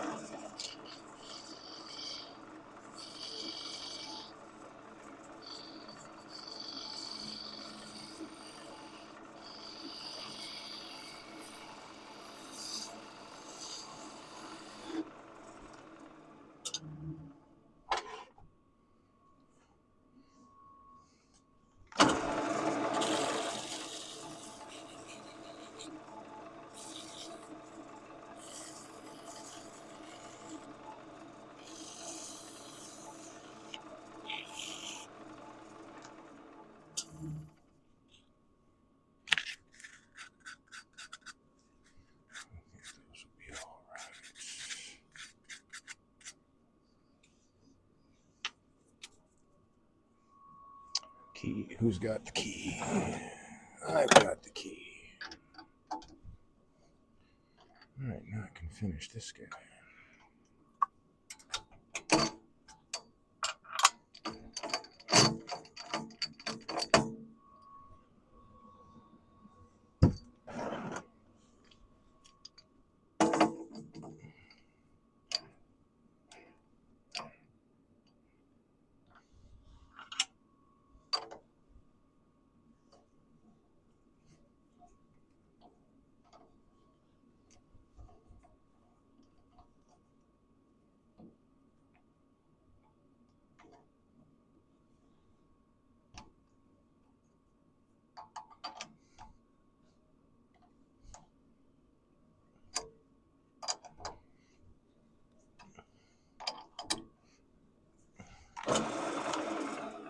And she's a running true.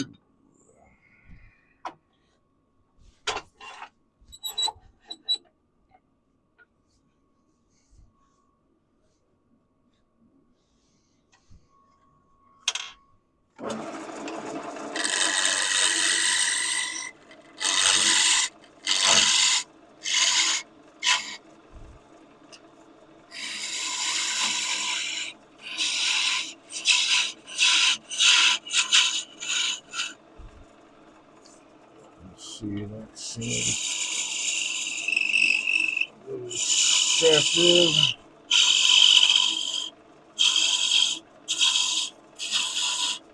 That'll do.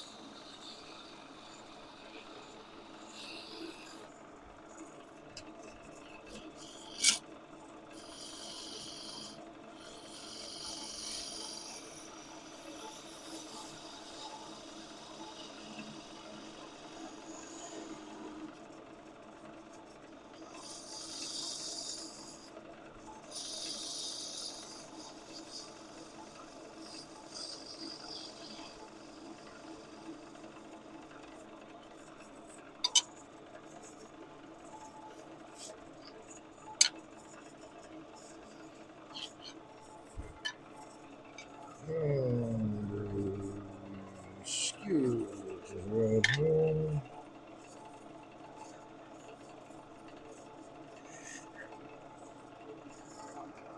And then the drill.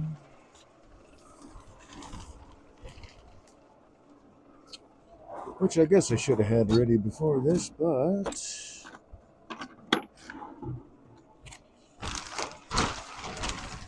that open?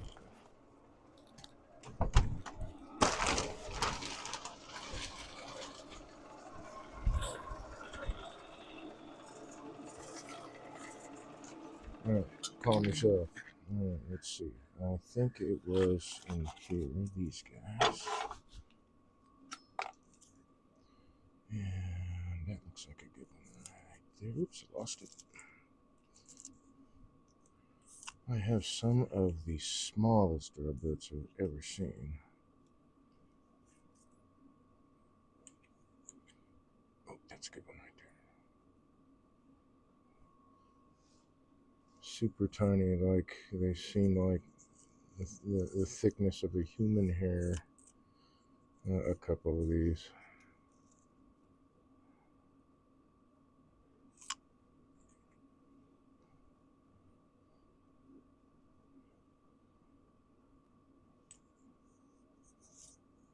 Okay.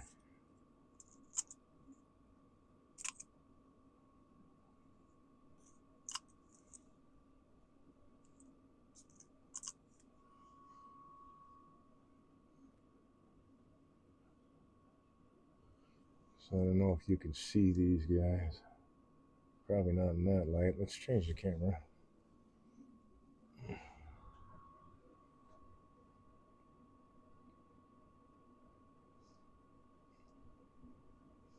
Very, very fine. This one. I have not yet used them for anything. I'm kind of afraid to. No, don't. Ah! Okay, at least the drill bits didn't all fall out. That would be a bummer. These are all very tiny.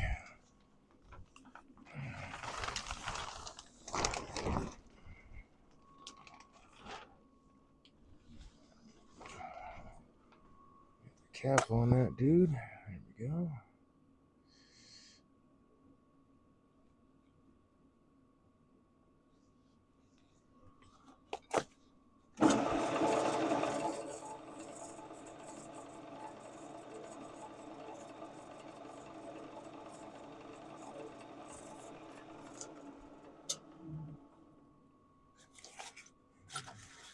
And it will be for the eyelet. And that part is done.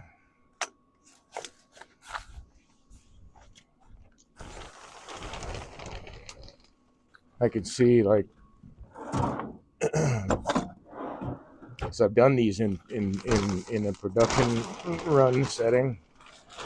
And this is the longest it's taken me to make a freaking ornament, man. But I'm just enjoying the process.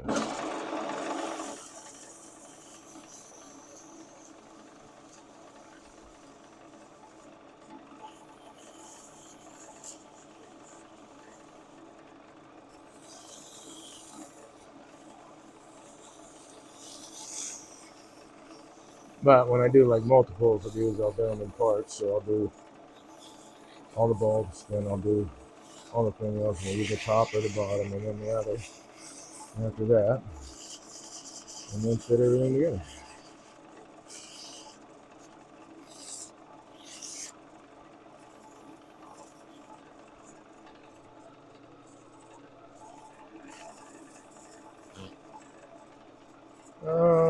Where did you go? I think I lost you somewhere. Or did you're not it? I don't know what I did with you. So I will use this.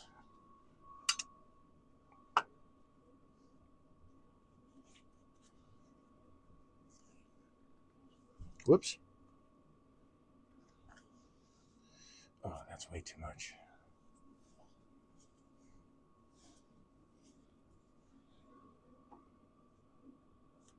Way too much.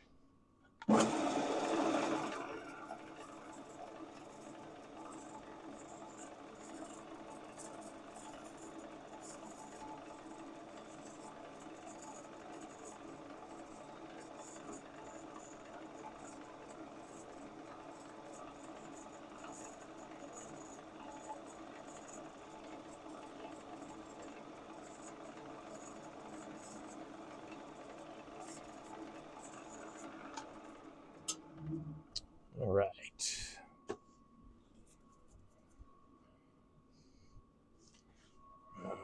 Key.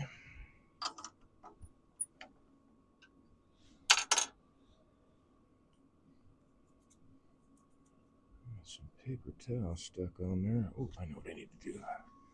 Oh no, which one are you? Oh no. That'll work.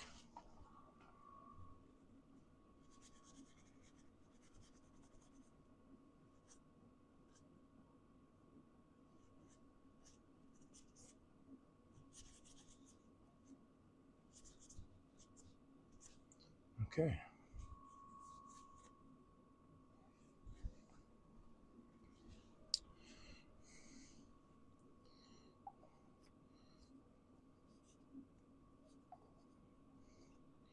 That will sit. Oh yes, that tenon just. Oh, and it snaps on too. That kicks butt.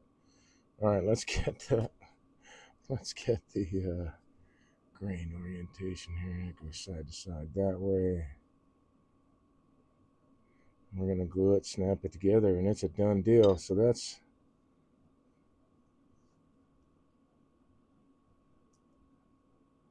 the finished ornament essentially. Let's set that inside. How are we doing for time? Oh, 10:20 already. Wow.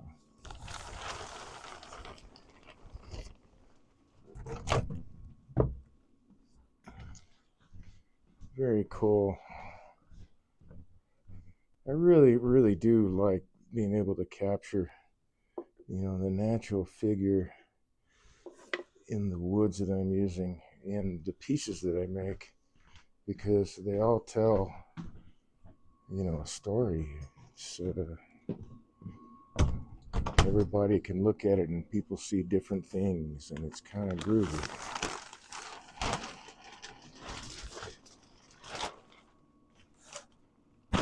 Come on. Andale. Okay, next thing I want to turn, which I didn't walk over here with.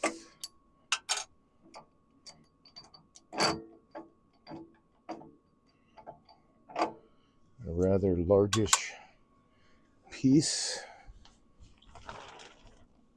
of of timber that I'm only turned like very small pieces of, which is because that's what grows up here. So this is a piece of Osage orange. I got some from no, that wasn't Sutton's Bay, was it? Yes, it was. But it was more of a shrubbery kind of tree shape as opposed to a tree shape. Um,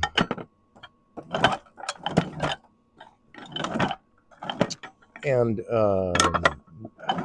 like an inch and a half in diameter, something very small. I don't need this guy. So what I want is this guy and this guy. Because I don't know what I thought. I wasn't sure if I was going to cut this up. I may actually, I may wind up actually cutting this up into blanks for, let me see if this is going to be long enough for some needle holders that I need to turn here. Let's see. Away I go. There's one. This may not be tall enough.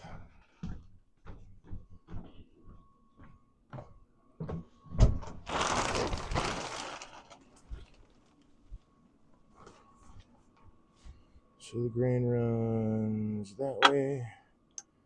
Yeah, not quite tall enough. I can make the handles a little bit smaller. But then I can just make a ball there. I want to be able to easily open for people. Little tapered stoppers with a magnet on the inside for needle holders. So this is not quite tall enough. All right, so that changes. That kind of nixes that. I don't have any more Osage orange that I could make the stoppers out of. And then I could cut this piece up to make just all the bodies, which would be really cool, actually.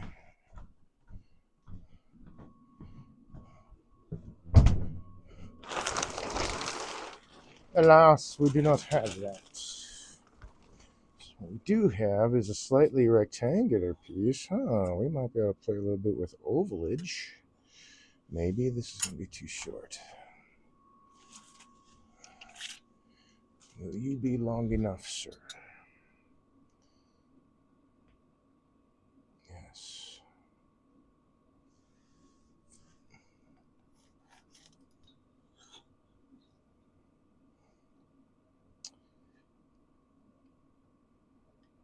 Ooh. Okay, I'm going to make... I think I'm going to make a small...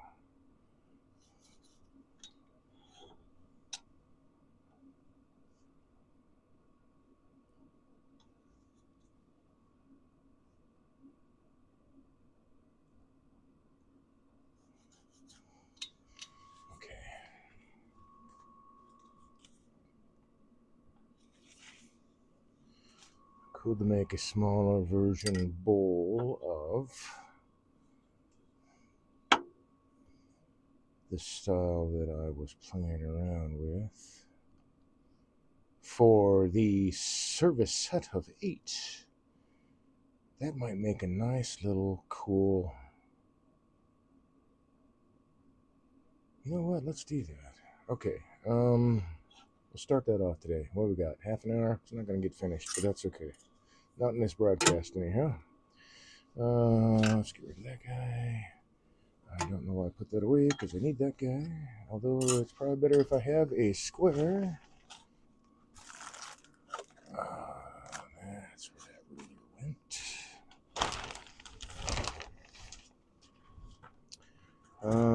Yeah, that will do.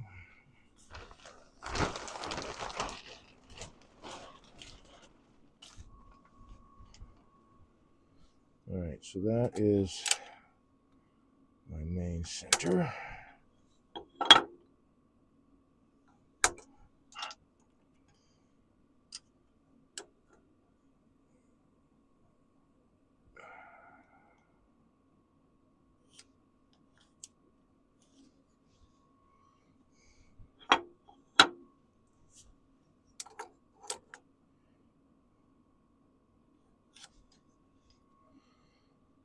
Now, if I take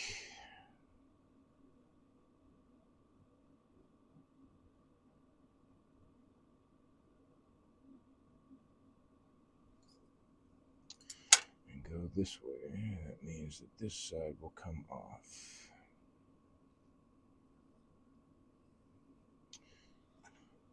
Which will be fine. So we got, what, 5 by 6 maybe? 5 by... Ooh, that's...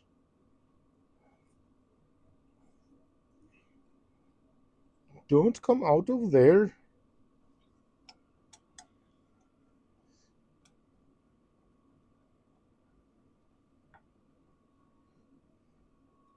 So 4 3/4, not that this matters a ton, by 5. So it is a rectangle. I want to go, let's see, let's say 1/4 of an inch.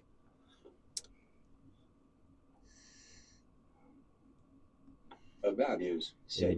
Pound y'all. Hey man, how's it going, dude? Values. Said. At least I caught the last 30 minutes. Yeah. Yeah. Welcome. So if I go 1/4 inch here, and 1/4 of an inch here,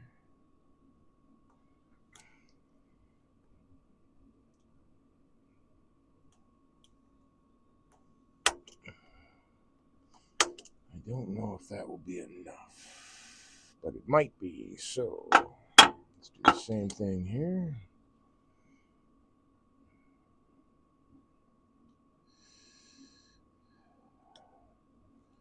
Quarter of an inch here,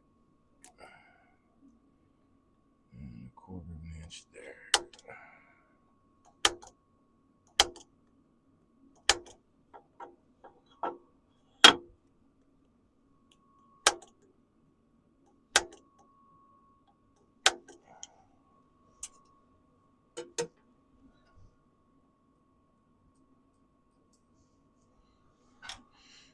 Let me practice a little bit on the oval shape. I don't know that the oval shape makes that much. It's enough. It puts the plates, the outer rim of the plates out around just enough that the stack looks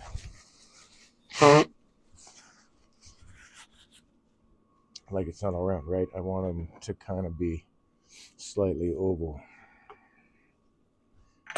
Okay, that's okay. Yep, that looks okay to me too. All right, so if I start on this one,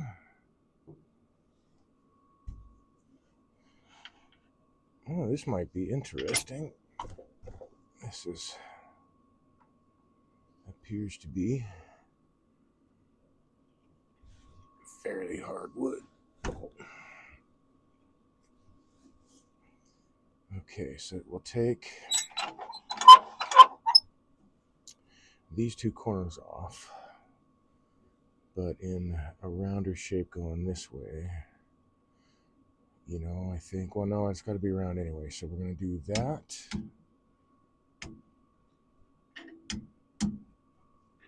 Let's make sure we are not secure, of course. We need to be secure.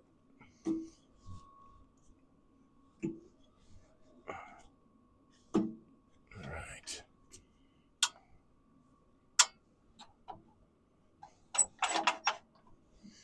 And one of these sides is going to be further out than the other.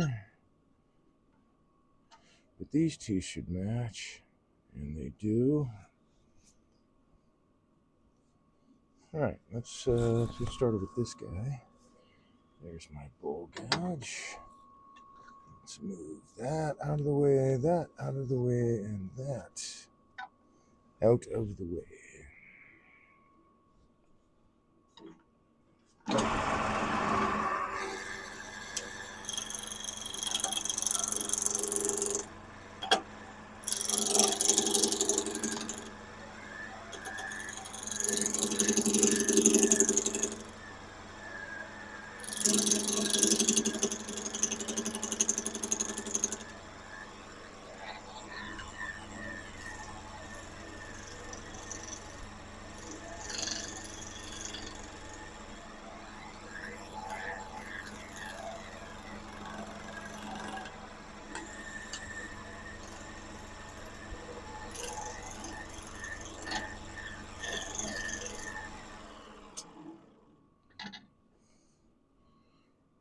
Getting some interesting tear out. That's okay too. Okay, we'll have to take it out further anyhow.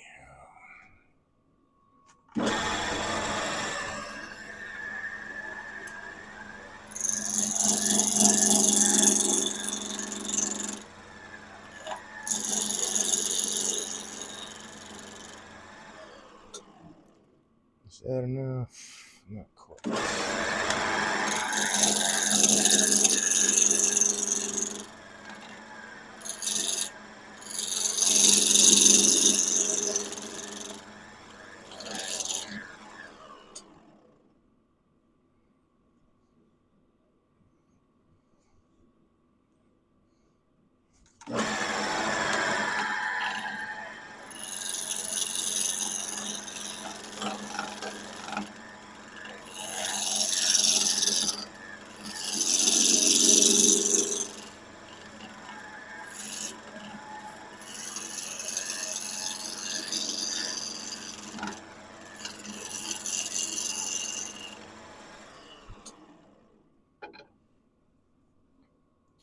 Almost there.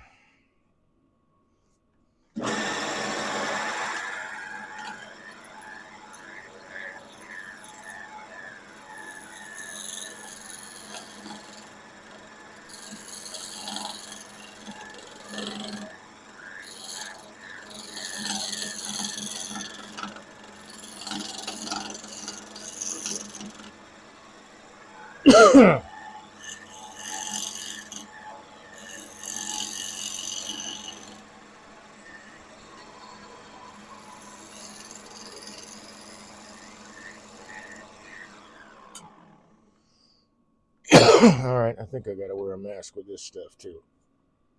So I'm getting some really nice shavings, but also a little bit of dust. Okay, so that is getting really close. Let's bring this guy in some more. So I'm tying the mask up here.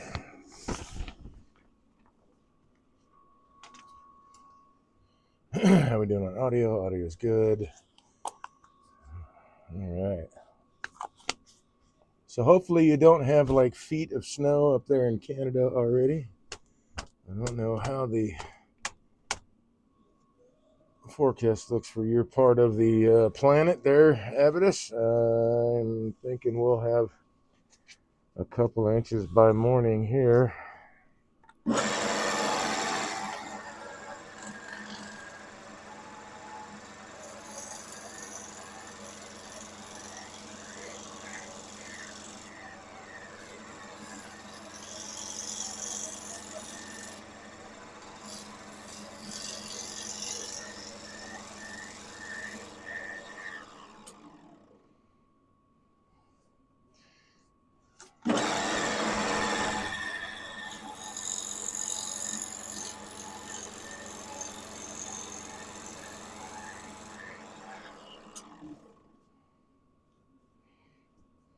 That'll do.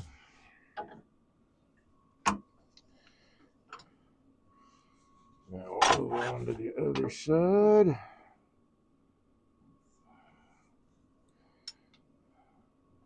How are we doing on time? Okay. At least get the general idea out there.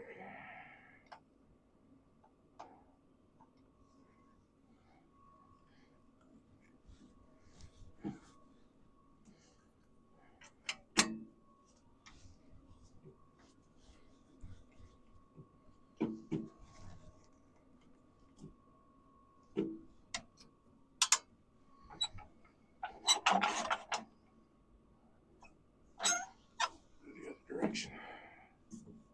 Ooh, that actually touches? Okay.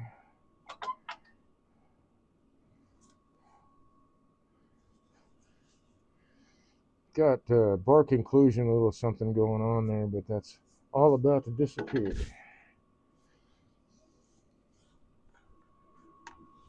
It is going to clear, right? Yes.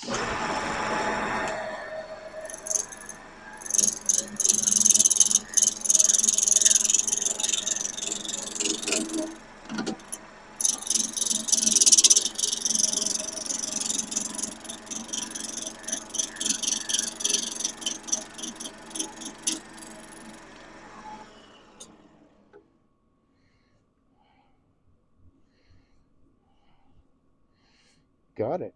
Awesome. All right.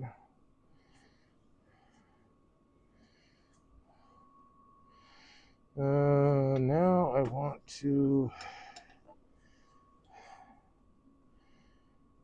I think I want to go the other direction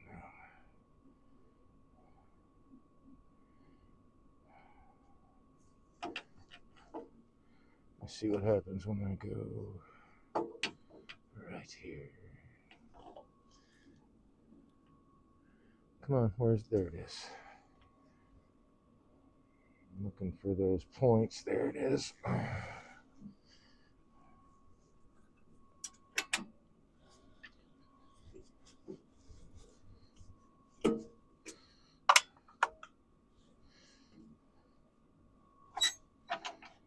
Alley-oop. Take that corner off, that corner off. Oh, so this should probably be okay.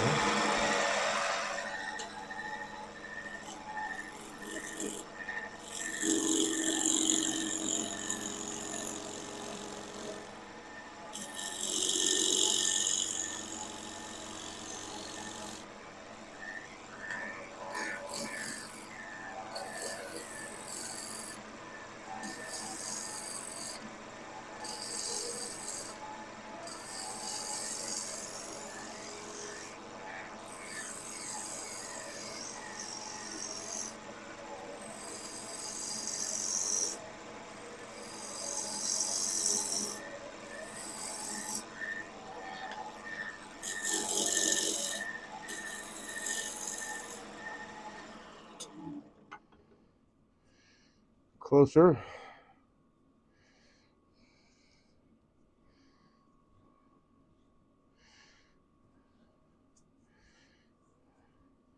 Yeah, I think that's what I'm going to do. I'm going to shift these lines a little bit. Let's see, where's that? There it is.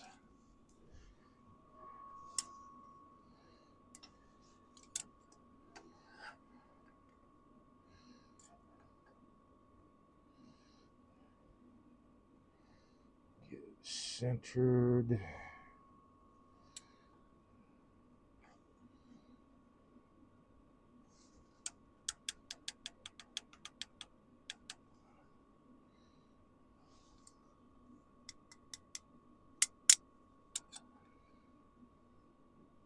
There we go. So I think a 1/4 inch might be too much, but we're going to go for it anyway.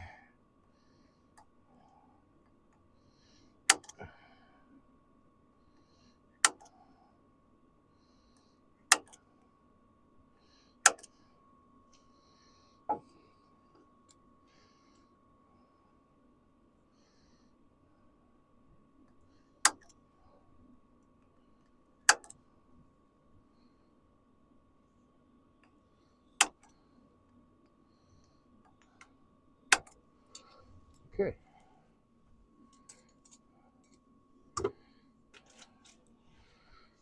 If everything lines up well. Oh, that didn't line up.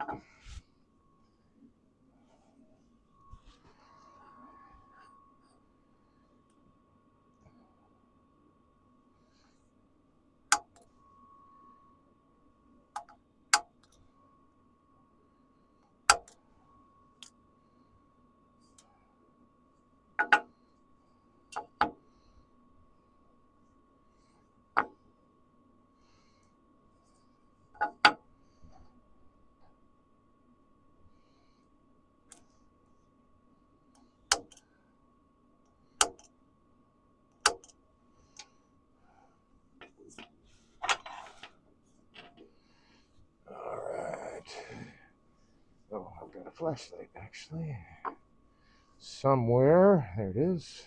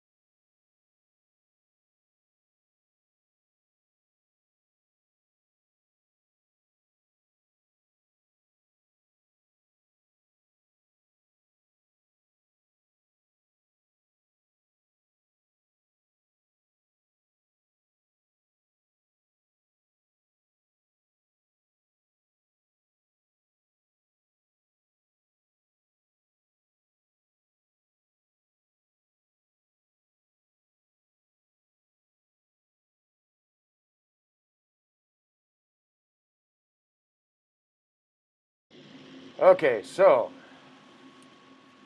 I lost audio that time.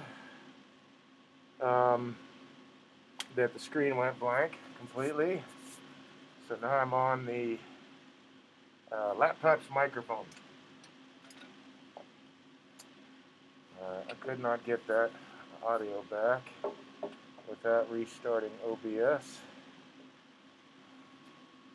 Values. So I Say, think that is laptop my... lock sounds okay. Cool, thank you. It's pretty much giving me an indication that it is a software problem because the equipment is so old. It's just glitching every now and then, starting to glitch more apparently. Okay, I don't need the flashlight on anymore. Let's move that over, get the glasses.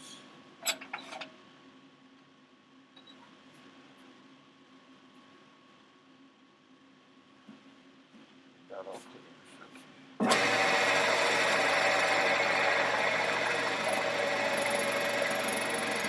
See, the picture's glitching out.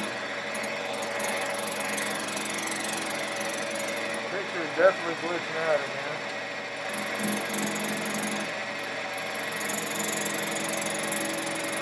Well, hopefully it'll stay steady until at least done here.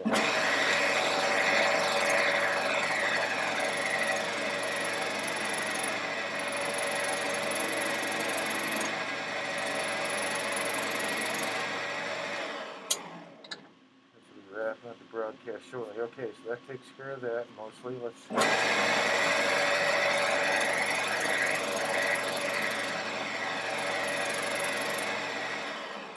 get that knocked down a bit. Okay, so that corner's gone. Now we're going to do this guy.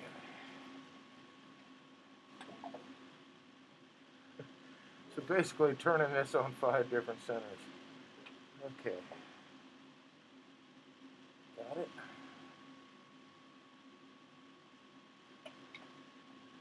Oh, yes.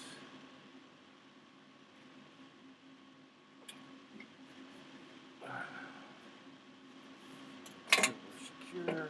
Spin it so we're not that secure.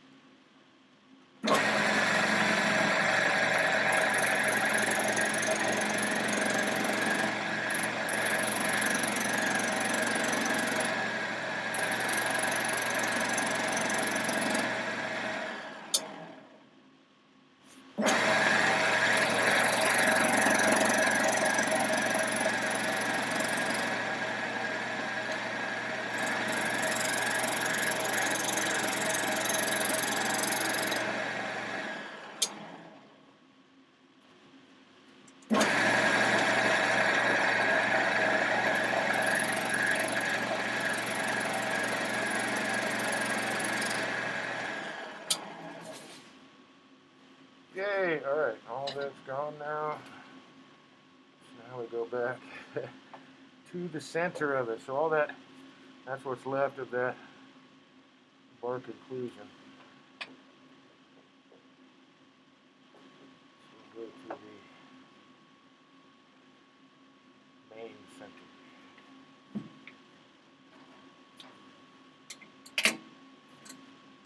center. 5 different axes. Yay!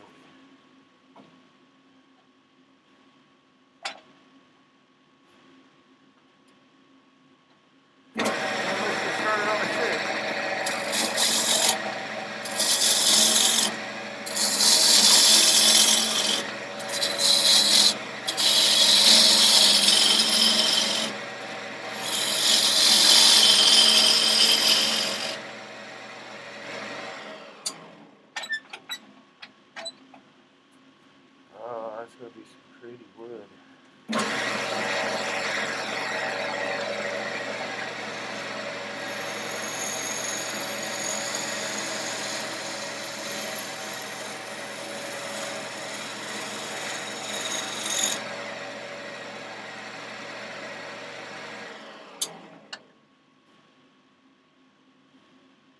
Wow, and the points, and that's going to be crazy.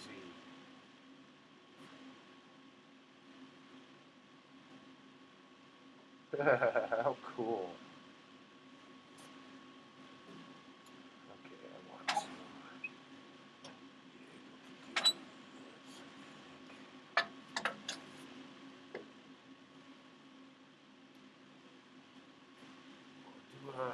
Let's see. I don't know. Well, we got basically about 10 minutes left, so I think I'm going to do.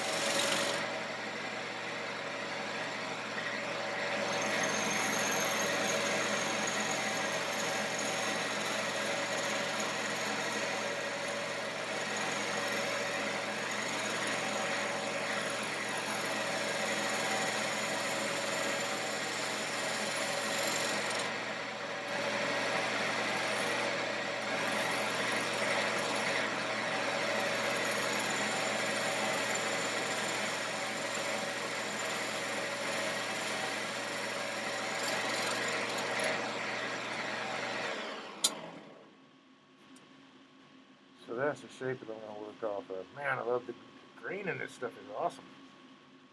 Very, very cool. Thank you very much for picking that up for me there, Joe. Appreciate it. Alright, so I'm going to... Whew, boy, that got kind of dusty.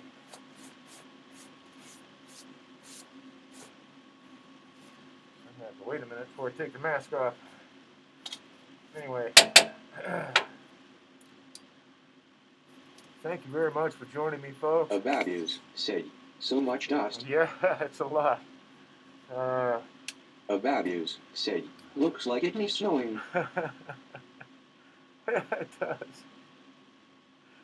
Oh, jeez. All right, so anyway, thanks for joining me, folks. My name is Dave. I see you can't see my face right now, but I'm not going to breathe this stuff in, so... Shut